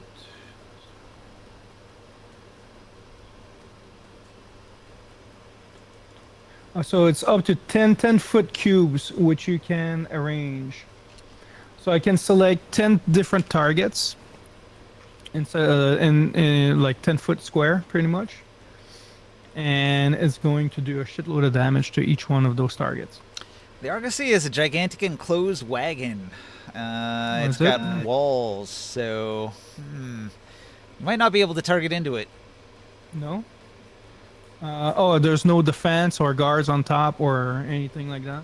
Nah, they would die in the heat. So the Argosy is very Oh. self-contained. They got sort of like windows that troops can poke their heads out with coverings. Sort of like a ship has like the coverings that the cannons stick out from. Oh, so can I do a bunch of scorching rays into those windows to hit the guards? Well, they're like I described. The flaps, they're closed. Oh, they are? They're not in battle initially, so they would open up during a battle. Do you want to make an initial attack to get their attention? Maybe Yeah, they'll I'll open some of those up. I'll shoot a big fireball on the head of that creature. Okay, so there's 4 mechalots that are pulling the Oh, Argosy. there's 4. Okay. And how big are mechalots? They are a huge creature. Can I hit 2 of them? Yeah, so probably the front 2. Yeah. I'm gonna hit the front 2, and that should really slow them or stop them. Yeah. They are injured and angered, and the scions that are commanding them inside the wagon are going to have a real hard time maintaining concentration on these beasts when they take a bunch of damage. The Mind Link sends tons of pain through to the scions, but I roll a 16 and a 17, plus their bonuses is enough. So they maintain concentration on the mechalots, but the mechalots are initially going to move forward to try to get out of the pain and the fire. So the whole Argosy shifts and jerks as it's pulled forward rapidly. All right, so that's Grimoire. Who else? What else do you do? Taro. Mord.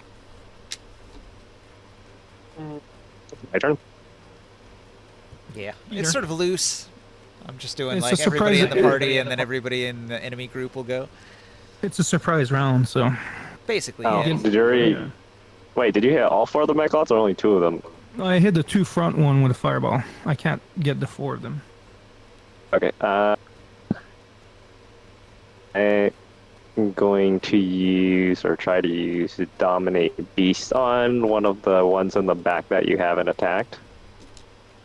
All right. So they need to make a Wisdom saving throw, DC 24. I roll a 7. Okay, so they are... Wait, is it charmed or what is it? Creatures... Yeah, they're considered charmed for the duration up to 1 minute. And I pretty much get to command them, so I'm going to tell it to stop moving. All right. Oh, You bring shit. the Argosy to a halt, dead in its tracks. It's gonna stop like pretty quick too. It's gonna shake people inside of that thing. Yeah, it skids to a halt. Everybody is jerked off their feet. Some people knocked down. Okay, wait, were we all in the airship? You were on we the are flying on- carpet. Yep. Okay. I'm just gonna, we're just staying on the flying carpet, I'll just put up my tower shield and increase my AC, and that's pretty much it. That's my action. Concentration. Taro. What are you doing? Thinking.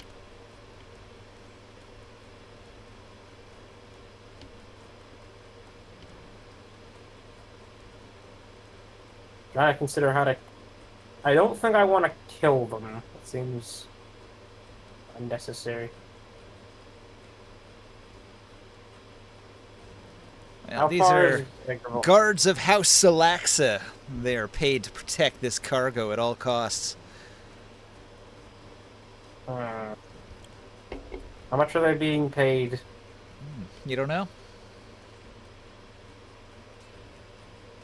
Nah, I don't feel like bribing them. That sounds like too much work. A lot of people to brag. Wait, To how bribe. big is the cargo? The Argosy is a colossal vehicle. It is 30 feet tall. It is 60 feet on a side. It's a 30-ton vehicle.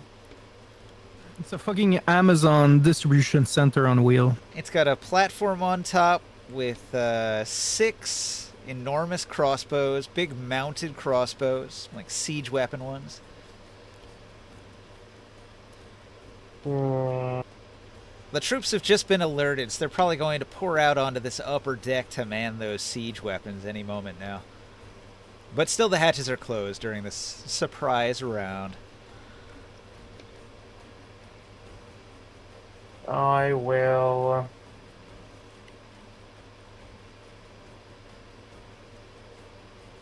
Hang on. Are any of the NPCs with us? So you have a group that's on the ground, and they are bursting out of secret trapdoors and out of secret little underground areas.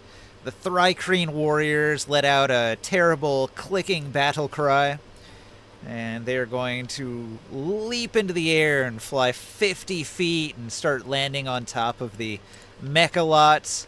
And from there, they're going to leap up onto the Argosy and begin an assault. You can see Tavine, sort of like a general, leading her troops, but staying back in the distance on one of the dunes. The Thrycreen can cover tremendous distances with their leaps. I'm gonna cast Haste on Mori. All right. Good call. End turn, I don't want to overcomplicate this. Will's not here, right? He's gone AFK? Yep. Alright. What should he do? Can you try to infiltrate that place? Okay. Infiltrate that. He's gonna go invisible. He's gonna sneak in. Doesn't look like anybody's gonna notice him. They haven't come outside yet, so they can't really find him. He's going to approach one of the closed windows. It seems to be sealed from the inside. It's designed so that you can't open it from the outside. It's got no handles. He would have to destroy it, basically, to open it up. He doesn't think he can do that immediately. But he will press himself against the wall just above the window and wait for it to open. Mm-hmm. Sounds like a plan.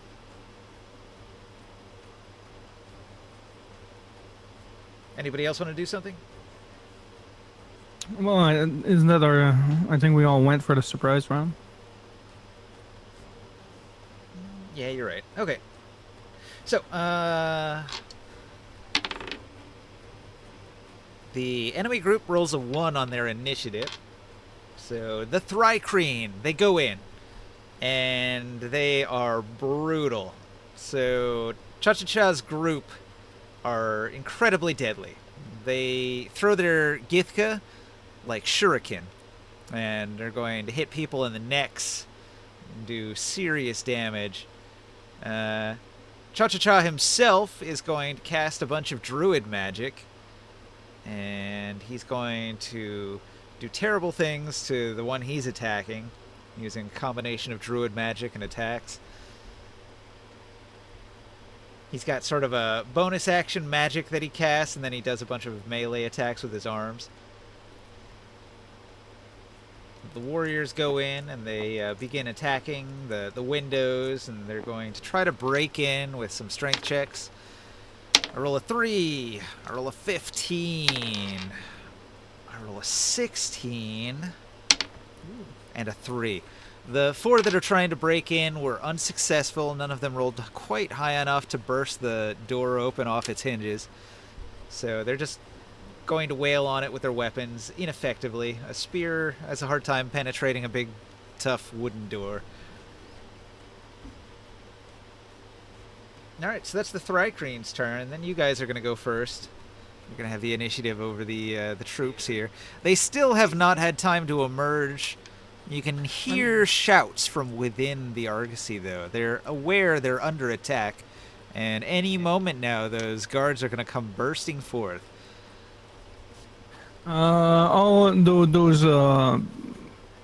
Can I slow down my action and wait for them to do their round?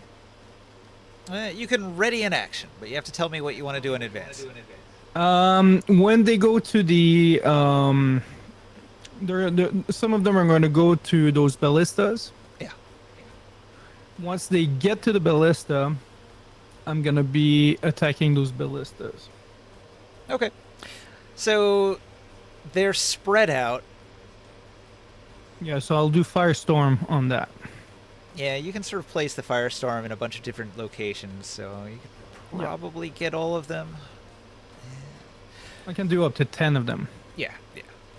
I'm just thinking, because it's like it's a pretty large space. It's 60 by 60 area, so they're fairly spread out. But if you can position those cubes wherever you want, then you should be able to do it.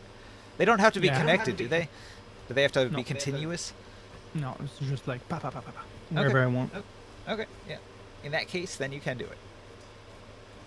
Yeah, it's 7d10 fire damage per bolt. So you have your ready to action. Mork, what are you gonna do? Going to use my... Wait, so you said that this caravan thingy is from the other city, from Draj? So... Or is this... Yes. This is a caravan from Draj, controlled by Merchant House Salaxa. They have been paid to carry this cargo to the east in order to deliver the sacrifice to Boris the Dragon. Okay, I mean, we're kind of already pissing them off. I'm going to use my action to take precise control of the Mechalot. Yeah. And I'm going to try and have it, like, move and force, like, basically break off the harness from the whole vehicle. I don't know, does it need to, like, roll a strength check or something for that? Yeah, these harnesses are designed to hold under tremendous strain. The Mechalot struggles to pull the entire Argosy and the 3 other Mechalots by itself in the wrong direction. He was unable to do it. I rolled pretty low. Okay. I rolled a 5. Can it attack, like, the wood beams or anything that's, like, connecting the harnesses together? Yes, he delivers a savage bite attack and is able to damage the harness. Okay. I think that's all I can do. I will just use all of my movement to sit still on the flying carpet and hunker and get 5 more AC. Yeah. Isn't that a bonus action though, ordering them? Because you might still have like your own action. No, it is the full action to take control of the target to make them do stuff. Oh, okay. Ringside? Yeah. It's your turn. The enemy has not emerged yet, but maybe you can do some preparation thing. Or a ready to action. How far is the building? That feels weird to say, but that's what I mean. The Argosy, so it is a 60 by 60, 30-foot tall vehicle. Oh, no, it's 60 by 30, so it's longer than it is. It's longer than it is wide. And you're on a flying carpet, so you can pretty much be anywhere you really want to be in 3D space around this big boxy structure. How many doors are there? Think of it like a battleship, where it's got a whole bunch of wooden flaps along the sides that open up for the troops to come out and fight, but they haven't opened them yet. So the answer's more than one. 12. There are 12 openings that have not opened yet. There's also trapdoors on top. So there's the 12 around the outside, and then there's a trapdoor to go up on the top platform with the siege weaponry. Grimorn's Where's the betting they're butterfly going to at? emerge in a moment, and he's going to target all the siege weapons, but they could also open the sides. Where's the butterfly at? That's your call. I Be would back in a like second. him to be on top of the convoy. All right. Butterfly will swoop down and land on top of the Argosy. Then I cast fog cloud. All right. So Where he's standing. your invisible beast is in a fog cloud. It's gonna make it. Yeah, that'll about do it. It's gonna make it confusing. All right. Double and confusing. Orin, he's still waiting for an enemy to open a door. So then the enemy's turn.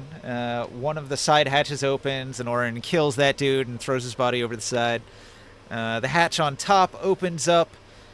It's obscured by fog, but Grimoren, you can hear men piling out onto the rooftop of the Argosy and cursing that they can't see a thing, which triggers your spell. So you throw your spell down at all the ballista, and they all start catching on fire.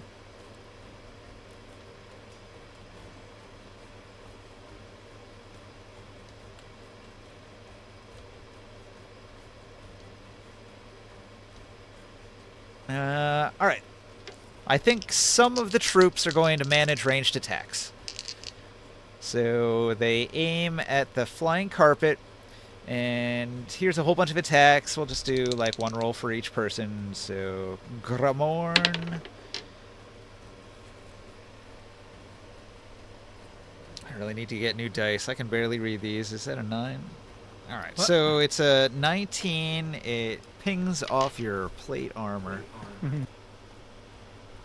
And Morg, also a 19. I think that does not hit. And Nope. then ring sight, an arrow, 10 plus 10, that's 20. What's your AC, ring sight? Well, Morg. Hmm? You have an ace on you, by the way. You could have done a second action. 21. No. Excuse me. 18. I mean, we're still stuck on the flying carpet. I can't really do much with haste. I'm just saying. Okay, so Yeah. Taro, you caught an arrow to the knee. It's gonna do 14 damage, piercing. What was the ace? What was the attack roll? It was a 20 to hit. Do you want a shield? Yes. All right, you throw up your shield, and the arrow that would have hit you in the knee is deflected away harmlessly. Boy, I sure do love saying no.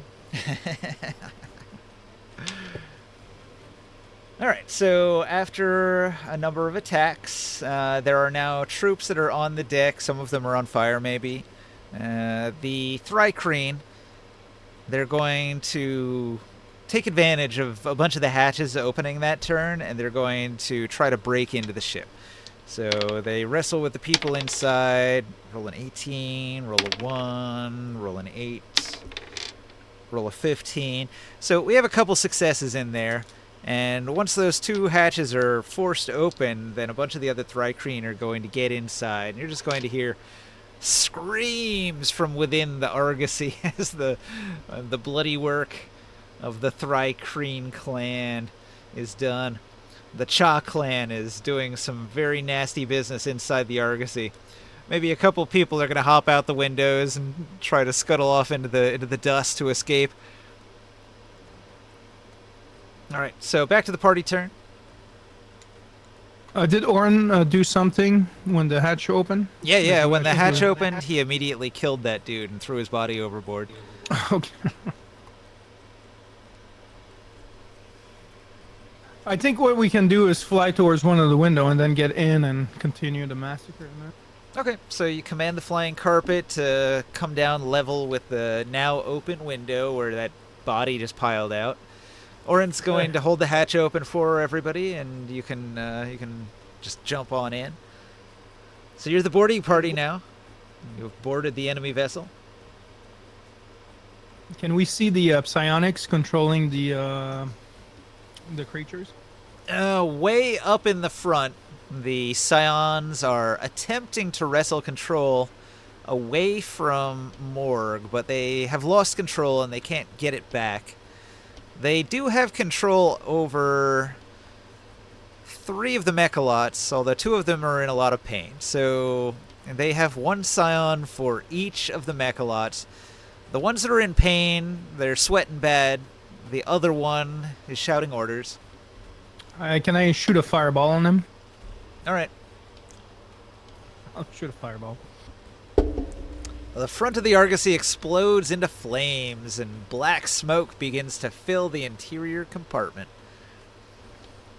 And I'll yell to the rest of the crew, "We gotta save the slaves and let them out!"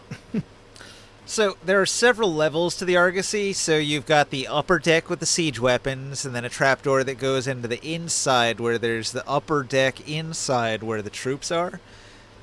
And that has all the windows, the 12 windows that go to the outside. And then there's the cargo hold underneath that where all the slaves are. So they're on the bottom floor. Okay, so we gotta make our way down. You just got access to the middle floor. Okay. There's stairs that descend down to where the slaves are. Well, that's my action. I walked in and I shot a fireball. Yep. Morg, what are you going to do? Going to continue to use my action to try to make the Mechalot break the reins some more. All And right. attack it and struggle. He makes another attack roll, and this time it does enough damage to break its harness. Your Mechalot is free. Yes. Are there any of the like guards coming out around like the bottom of the thing, or they're only going to the top of the vehicle thingy?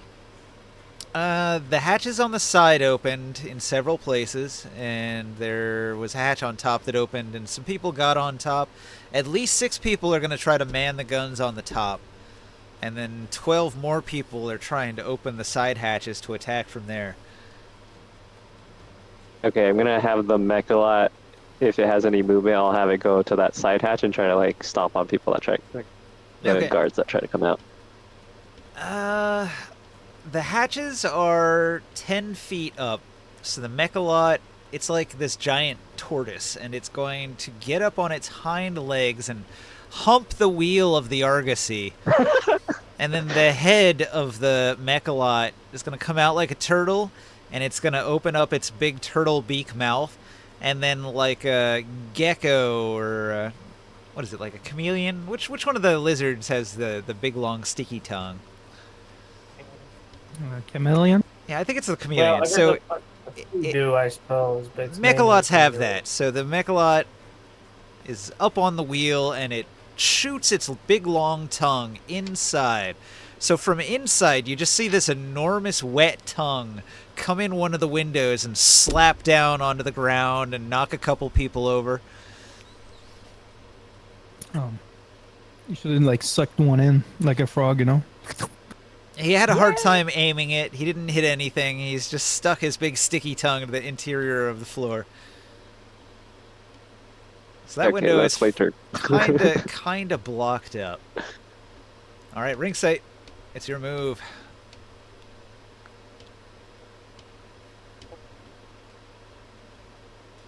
How are the enemy doing? Some of them are on fire. They can't see because of the fog. They're worried that the Argosy is on fire because of the fireball. The Scions are having a hard time keeping the Mechalots under control. They got hit by a fireball. Remind me what's in this thing. So Slave and food and treasures. the middle floor has a whole bunch of guards, House Salaxa guards, and the bottom floor has 1,000 slaves and lots of food.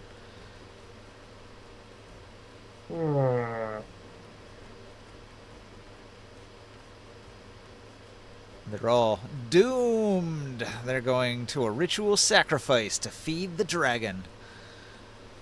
Nah, someone else can do that. Screw this. Okay, how best to do this? So, All for want of a nail. So you just pulled up on the So- flying carpet, you jumped in one of the windows. You can see that there's a fight going on in this room between the Thrycreen and the guards.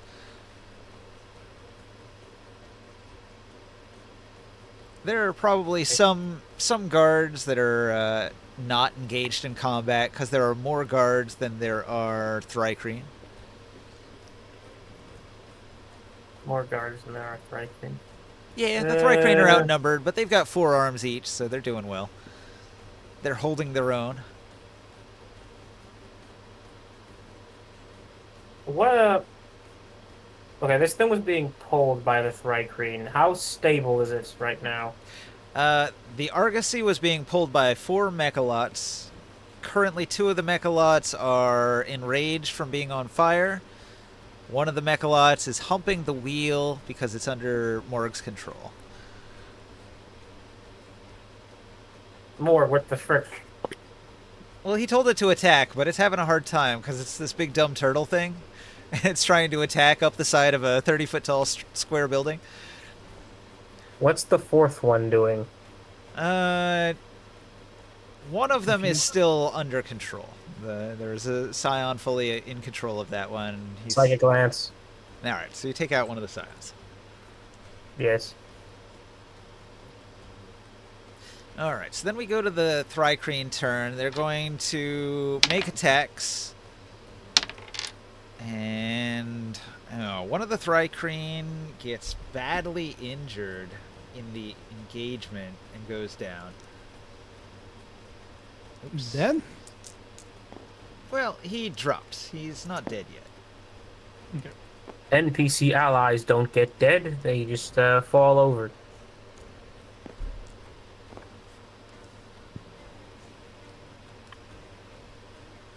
And it looks like the Thrycreen managed to kill 3 of the guards this turn. And they also killed 4 of them the previous turn. How many guards are we talking about? 7. Currently you have 6 guards that are on the roof. And another 5 that are in this room, I think. Yeah. 6 upstairs, 5 in this room.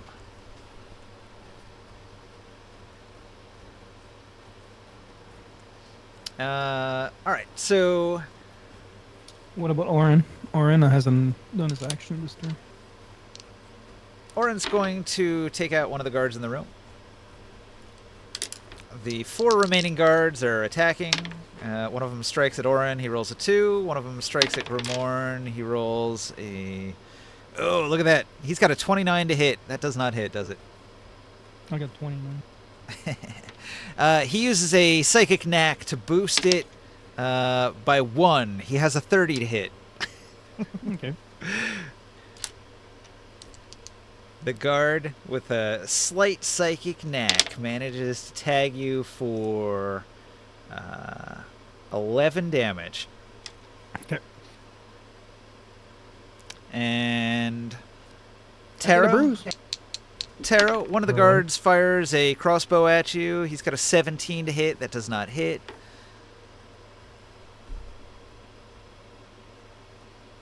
And Morg.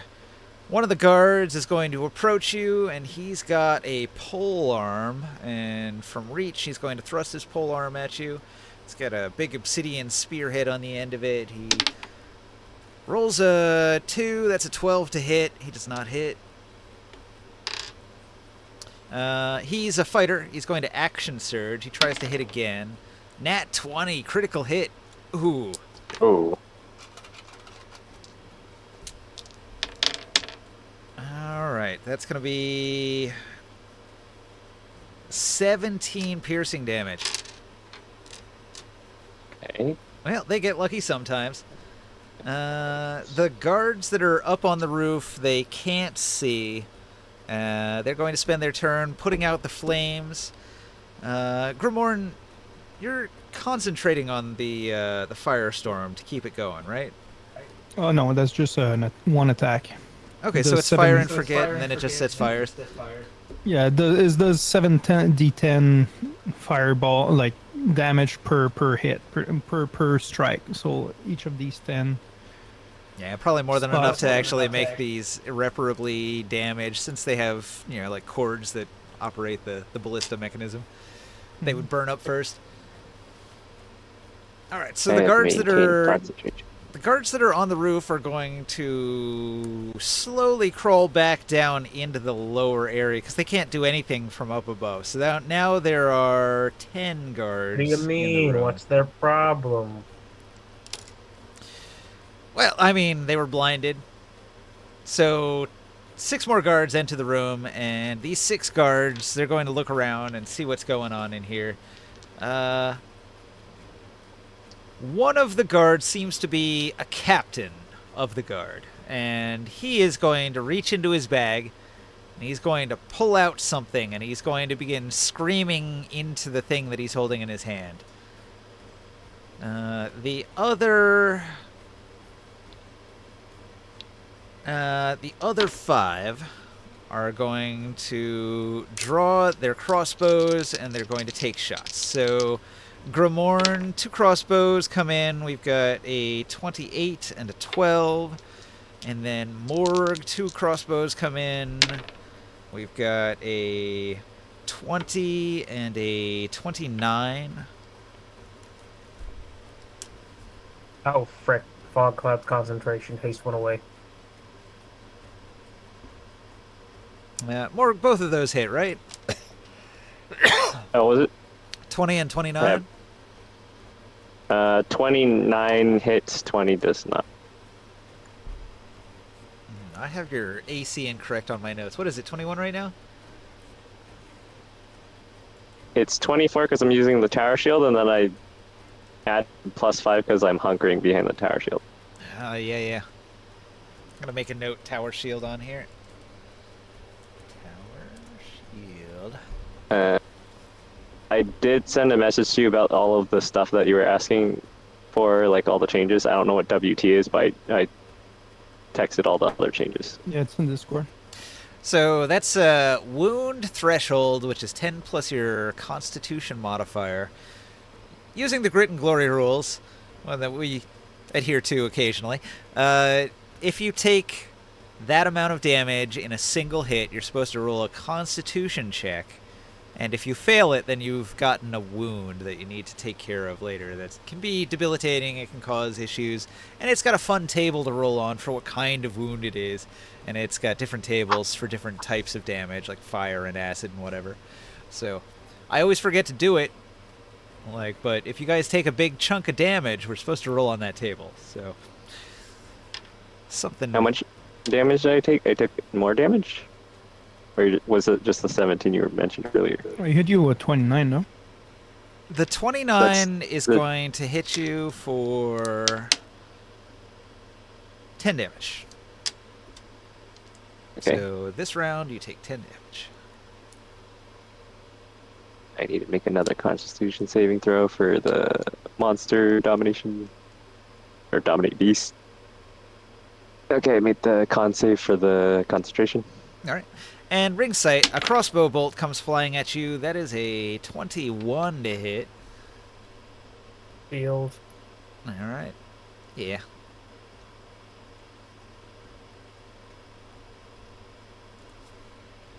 Are these guards? Are they grouped up? Yeah, they all just came down the stairs from the hatch. Okay.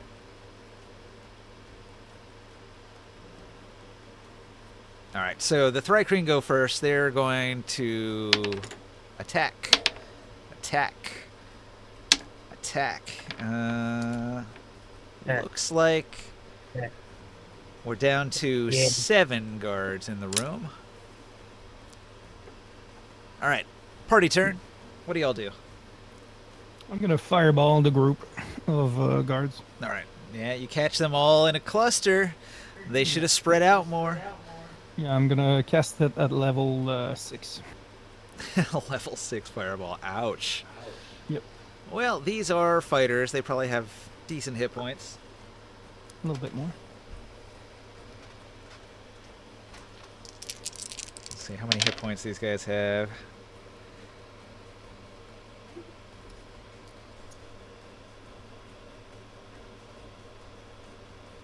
Yeah, about 22. I'm gonna vaporize them. Yeah, that's 11d6 plus 5. Yep. If you rolled all 1s on the damage, one of these guys might survive. Oh, I re-rolled the 1s and 2s. Yeah, so even then. You Even want me to then, they roll have it, no or- chance. Nah, that's fine. Most of this fight I abbreviated, so they just explode. These are not the toughest opponents. So, I should make a note here. This is going to anger House Salaxa. Yeah, I was thinking this is too. I feel like the villain right now. The trade convoys moving through the road when suddenly horrible horrors appearing from every angle, and then you gotta go track them down after you gain some levels. I will send. I'm gonna take my what you call it, the you know, those stones to communicate with people. Yeah. And Sending Stone. Sending stuff. sending stone. Yeah, and I'm gonna tell the ship where we're at and to have the ship come and join us. All right. Well, I'm sure you launched your flying carpet from the airship, so it must be hovering overhead. Oh, it's not too far. Okay, so if it's not too far, I'm not gonna do that.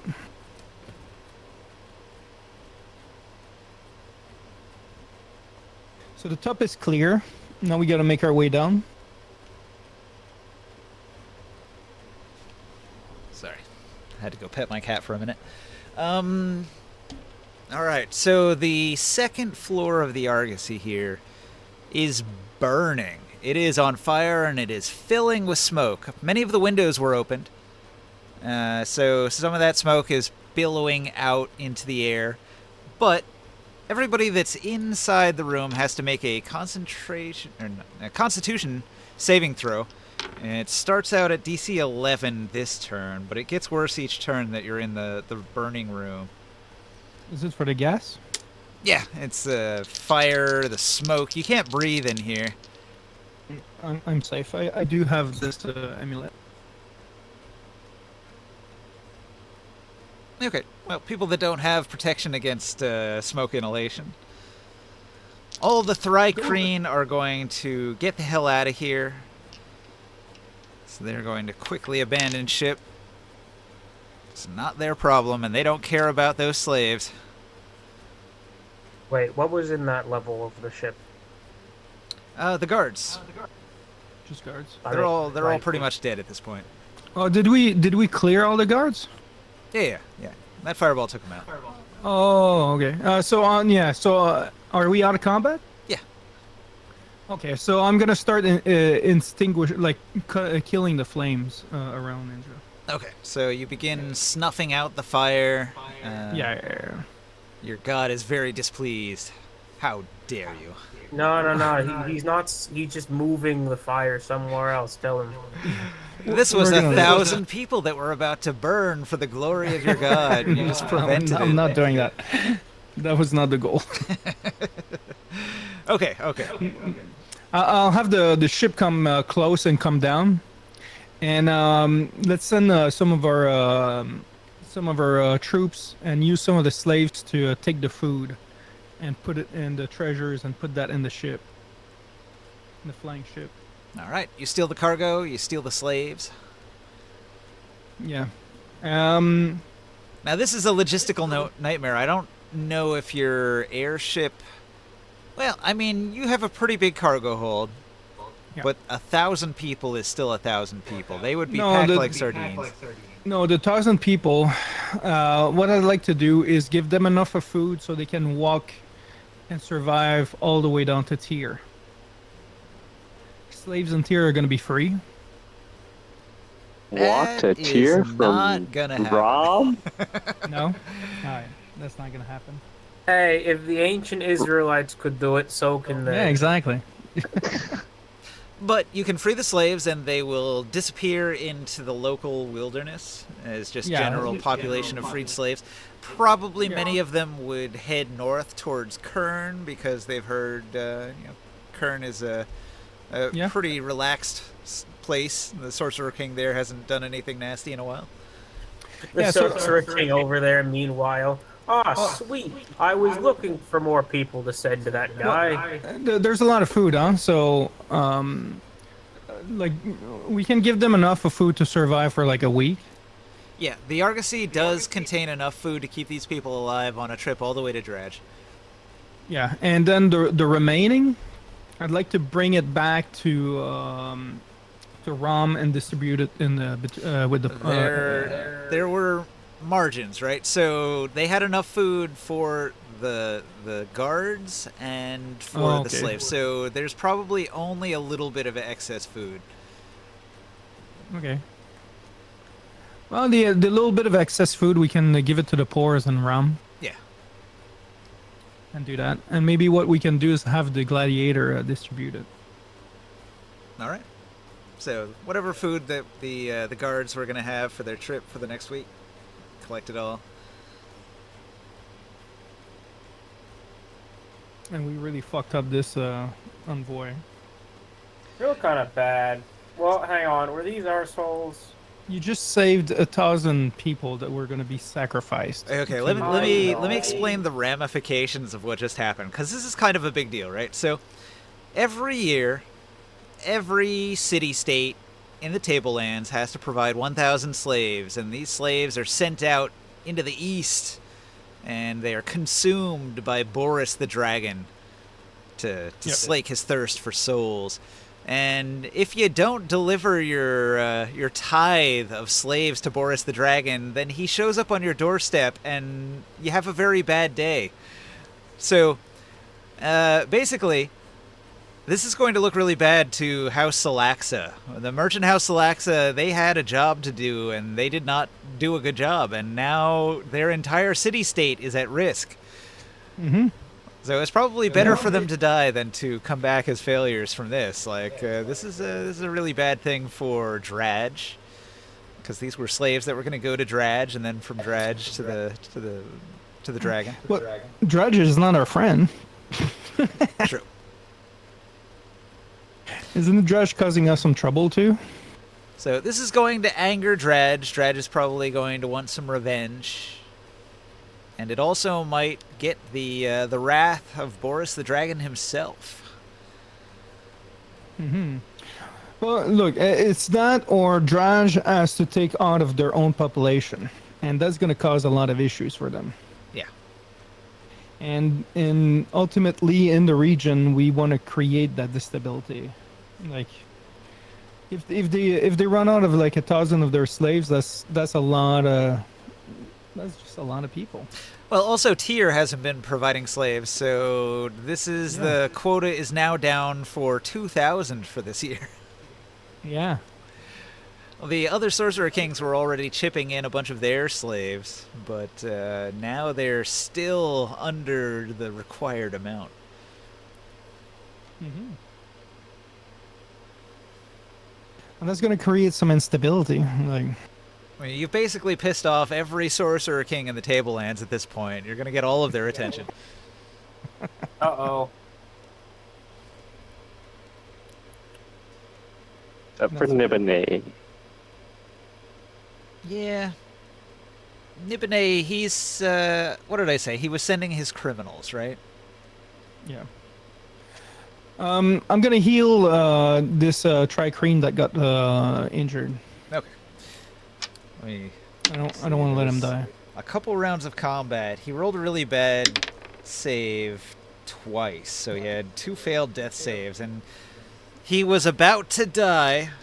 If I had to make a third save, I could possibly roll 3 ones in a row, but then you step in and you save his life. Yeah. Can't believe I rolled 2 ones in a row. That's fucked up. On a death save, that's like the worst possible thing, right? Thank you, Tavine, for the help and the support. She's a little unclear on what exactly was accomplished here, but she's happy if Morg is happy. I will. You I have will. freed oh, many slaves. Oh right, I'll- I want to. Oh wait, hold on. Go ahead. When the slaves walk out, can I do something? What do you want to do? Every time they one of them leaves, it's like the winged elephant blesses you with free. This is my ritualistic sacrifice to the winged elephant right now. Giving freedom to. Yeah, why not? All right. Tell them all about the winged elephant. Can I do it in a? Can I do a magic ritual? What do you want to do? What kind of ritual? The same ritual Gamorn does, but with less things being burned to death. You want to make a sacrifice roll, but you haven't technically sacrificed a thing. So, Yeah, so maybe it's not a sacrifice, but it's a donation of freedom Oh, excuse me. to a thousand souls. Yeah, unfortunately, it's just not going to work. The winged elephant is still a dead god, so he doesn't have a whole lot of power. God damn it. We gotta revive him. Guys, trust me, he's real. Do we coming still back. need we still need to find like 2 more god sparks or something for him? Now, so let's see, where are you in the quest? You already have Magoobliet's spark, and you've got another one. The third and final spark is located in the Deadlands, in the Yeah. distant south. And the That- clue that that was- you have is that you have to find the blue temple that is on the edge of the Deadlands. And That's where we were supposed to go before we got into Rom, and got Listen. involved. if you travel Is that all part the of way the thing down with there, the? Is that the thing with that one that undead dragon thing? Like there's all the undead stuff over there. yeah, there are many undead in the Deadlands. Thousands of undead. And wasn't that undead the Sorcerer King wanting to go out there to get it or something, so he could gain the power over those undeads or something? He probably has sent out agents, but it's such a tremendous distance, and he doesn't have an airship, so yeah. they would take a long time to get there and back with information. Okay, so Tavine, so you understand. Like I will explain her. I want to explain to her what we just did and what I think that was the plan of doing with these slaves, that they were going to be sacrificed to one of the Sorcerer King, so he gained power.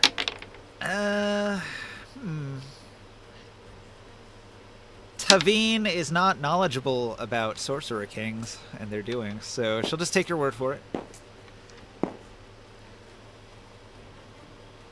It's not a bad thing. They were all going to be killed. Doesn't this put us at great risk, though, if this dragon comes to attack us? This has been ongoing for longer than you can think. We are in a battle against the Sorcerer King, that you like it or not, and all the defilers, the ones that are. This dragon is probably one of those that has caused the most damage to these lands. Don't forget that. In that case, I can't wait for him to show up so we can fight him and defeat him. I would like to bring all of the force of all the clerics and the druids together, so we can fight together against that. Excellent. Take these Sorcerer Kings together and take them down. Cha-Cha-Cha can call on many more allies from among his clans. We've met a And- queen one day. And what was her name? The queen that we were dealing with, the Queen of Gulk. no, God. the That was tri-queen. so long ago, I don't And remember. that was on the western. That was in the Dragon's Crown Mountains over Yeah. there. Any of you remember her name? It was an ally of Pack the Thinkmaker. Yeah. Yeah, that was She's so from long the ago. other side of the Tablelands. Well, maybe I can. I'll send. I want to send him like a visual eye image of the queen that we met to that tri-queen. We met Do this. they have their own? They may not know of that queen. I mean, the other side of how many people go over the Dragonspine Mountains? Like, not that many. It's Nobody. a long distance from here. That's kind of what I'm wondering. Like, do the Thri-Kreens have their own like tribal queen or leader or whatever? Yeah, the Thrycreans, they're insects, so they've got a colony with a queen. A queen. How do they feel about that? I wonder. We've met one of the queens. We know other tri-queens. Maybe you can we can bring them all together. Born monarchy. Yeah. Well. Okay, so I guess we go back to town. So, well, actually, you missed a lot, Sky. Yeah. Sorry, I had to make dinner. We what is the house here, Celesta? Salaxa. Salaxa. So we pissed them off quite a bit, and we fucked up a deal from Draj and put a lot of attention on the tableland. We ambushed that envoy of 1,000 slave and food, and we freed all the slaves. Fantastic. So, Draj is not going to be able to easily give away 1,000 people to Boris. And that's going to put them in quite the pickle. And our Celesta, as a merchant house, have failed tremendously. Chak's I am excited about that. That was the queen. Chak's chick, the Tor queen, Yep. Tor Kreen, queen of the Thrycreen. That's a long time. That's kind of fun.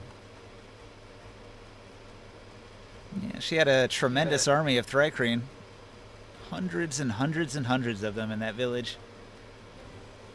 Yeah, so that's kind of what we're like. When you left, that's kind of what we got into ourselves. We got Tavine to help us with the Tri-Creen to take over that envoy, and we freed all the slave after getting rid of the guards.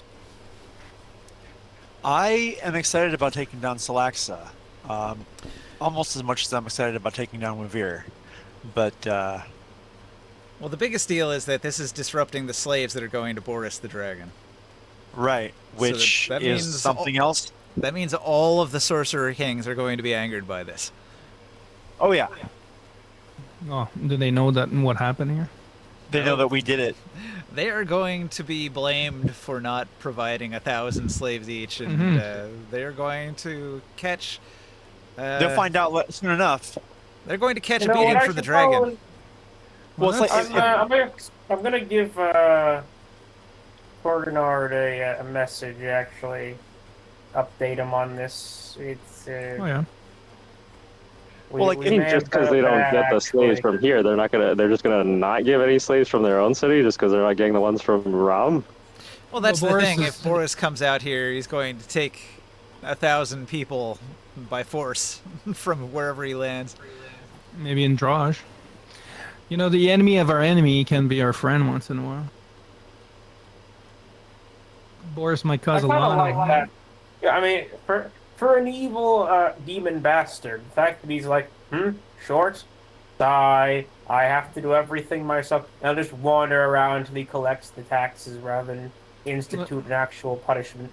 As far as we know, Boris might go and attack Draj and cause a lot of chaos out there. But that's for Ninja, I guess. no. I think he's coming to Tira first. I think that's what. I mean, I don't know. Well, he travels from east to west, so he would hit the coastline first, which Yeah. probably does mean Dredge is going to be first in line, but then Rom would be next, and Tyr would happen eventually if he just keeps traveling west. Well, yeah, there's Yurik as well. And there's also Eldritch. But the thing is, look, I mean, that's all hopeful thinking, of course, but the first place he would go is the place where he no longer has sorcerer kings who are swearing fealty to him and speaking with him. So Tyr and Rom are the first places he would go. The punishment would befall the place that did not provide the slaves, so he's coming Right. to Rom. He's going to land at Dredge first, and he's going to punish the King Tektet Title of Dredge, but after that, he's going to dish out some punishment to Rom and take his 1,000. Maybe like something we can think about is like try to disrupt more of the other trades of slaves and sacrifices. You wouldn't have time, because this is like the week before the sacrifice. Oh, okay. All right. Well, it's 2,000 that he's gonna want to take somewhere, and it could be anywhere. This was probably the last shipment, the latest, because there's no sorcerer queen here, so people are not as able to provide the slaves. They have to sort of capture people or steal them. All right. Well, after this, I guess we'll go back to town. Is there anything else we wanted to do this week? Like we've done this. I guess the next step. Are we waiting to for the Senate meeting? Oh no, that's right. We wanted to ambush the coup that they were trying to do before the party, Ninja. Yeah, you're gonna stop the Yeah. stop the attack, the false flag attack. Yeah. Well, I guess the rest of the week I'm gonna just prepare for that. Whatever is left. All right. Yeah, and Skywell, I got a bunch of gladiators that are going to come and help us to try to stop that attack, and they all have well, all of you guys and them, they have a tattoo of dispel magic. Oh, Yeah, so that could be. so we can use that on those bandits that are disguised as Tricrine and Tavine, and expose them. That's going to be very helpful. Yeah, that's a smart move. Did you paid for all of that? I paid for that out of that 100 gold that we got from. Ah, It okay. cost it cost us like 50 gold for all that. It was not cheap, Okay.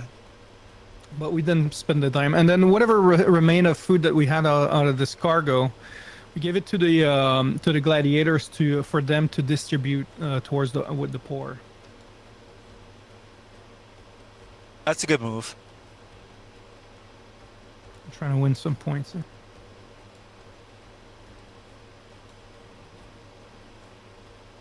Make it free food at the games or something. All right, so going back to the week of downtime thing, I still need to know what Morg and Ringside are gonna do.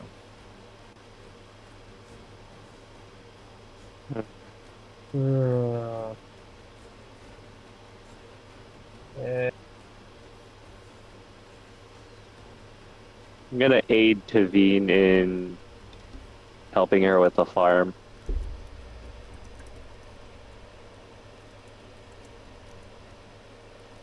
All right. As I promised that since she helped free the slaves. Yeah, building rapport with the new druid ally. All right, so you're going to be spending time with the root wardens. They're all happy to learn from the high druid. You got. Can I help, like, train them, like, make them stronger or something? Maybe. Do you want to do that as like your week? Just say you're training trainees. Yeah. Yeah. I forget if there's a role for that, Well, they have to make or the it's just a roll. certain number of hours. You're just doing the training, Okay. and then they have to make the roll to see if they pass after a week. So I posted the list. Who do you train? Do you want to train with Cha in the Cha Discord? Cha, or do you want to train with Moby or Toby? Crow Roar? Yeah, in the Dark Sun Discord. Moby, Toby, and Globy. I mean, none of the Thrycreen are druids, though, right? Cha Cha Cha is. Okay, then I'll train Cha Cha Cha. Okay. Let me make a note here. Trained with Cha Cha Cha.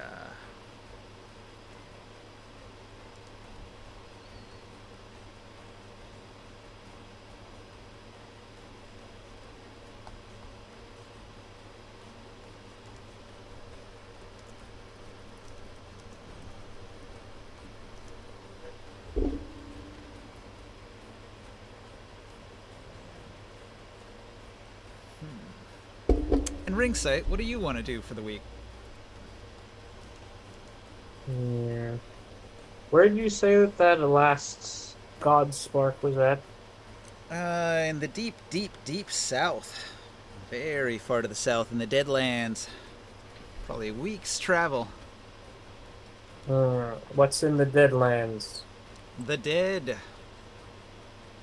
I don't know if you're looking at the stream. I've got the map up. So the Deadlands is an enormous blackened area of defiled earth full of undead and just a cursed land. There's a village called Smallhome, and there's a blue temple that's just on the edge of the area where the mountains are there. There's the blue temple that you were sent to. I'm gonna legend lore this god.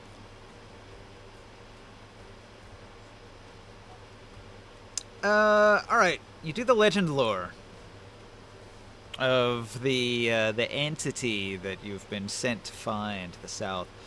Legend lore will give you vague information, but it seems to be sort of a dark opposite of the winged elephant. So it is also elephant-like, but it is not a benevolent thing of the winds. Instead, it is a cursed and vile parasitic thing.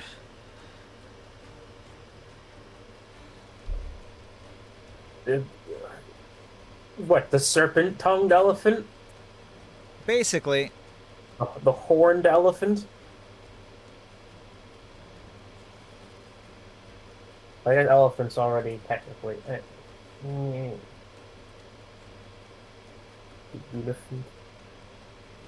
Whatever.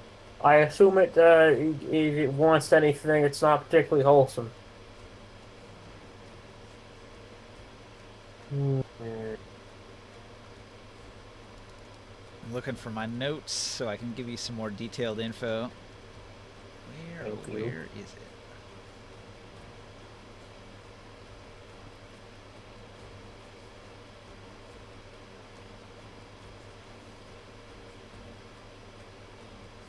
We're still in the same week of downtime, right?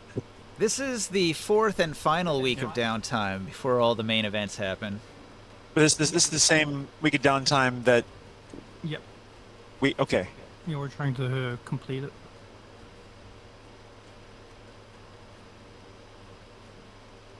We're like getting into the final days here. All right.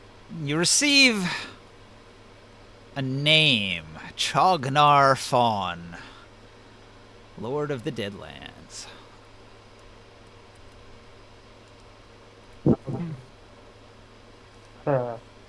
And he's still alive, is he?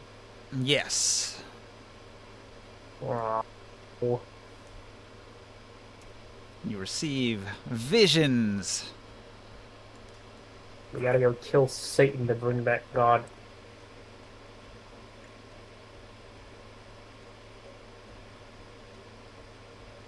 I got another image of this thing. Where's that?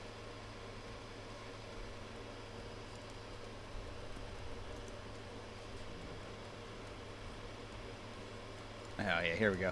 I'm gonna post a bunch of images in the Discord. These are the visions that you see.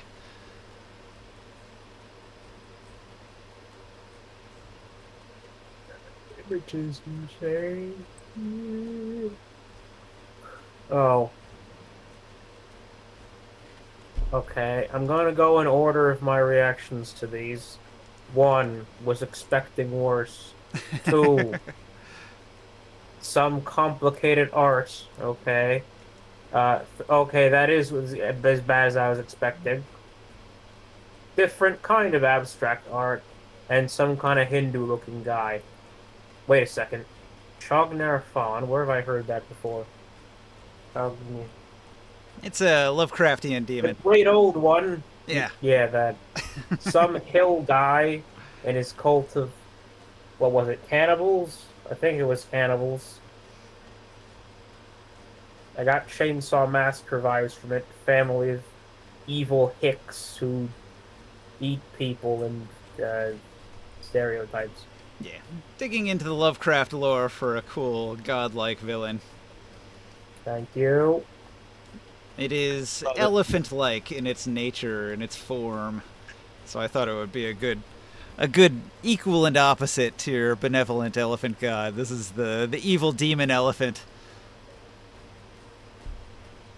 Now, for the stream, I should probably put the image up there too. Chognarfon. He's a big nasty elephant.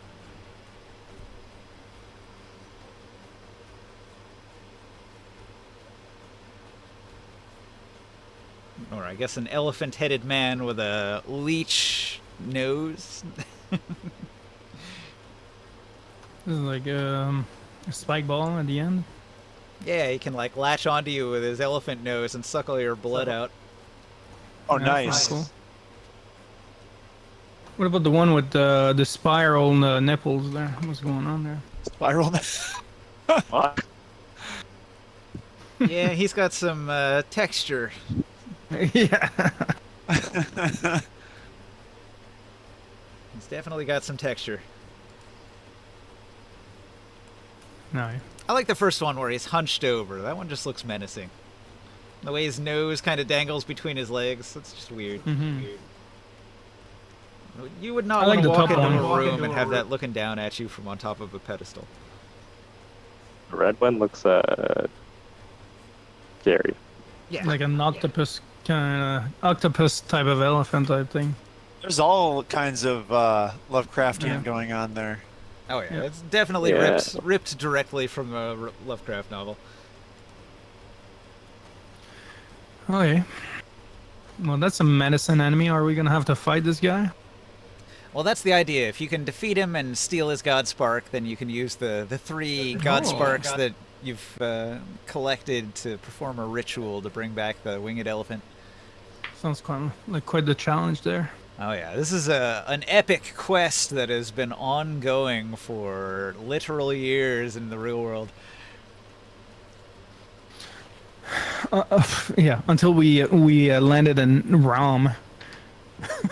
Minor detour. Minor detour. Okay. When we're done with this minor detour, I'm fixing my freaking god. This is taking far too Yeah, long. that I was put the this plan. off. I'm not getting any younger. That's true. We gotta find a way for you to turn younger. Well, you know, bringing a dead god back to life is something you want to do as a capstone level 20 event, right? Yeah. Yeah. Yeah, that's So, true. All right. Do we have time to interrupt that event before the party? You know what? I'm actually I've been sick and I'm not feeling too good, so I was hoping we could end it a little bit early tonight. Usually Taro wants to go to sleep too, so. yeah, that's kind of where I'm at right now.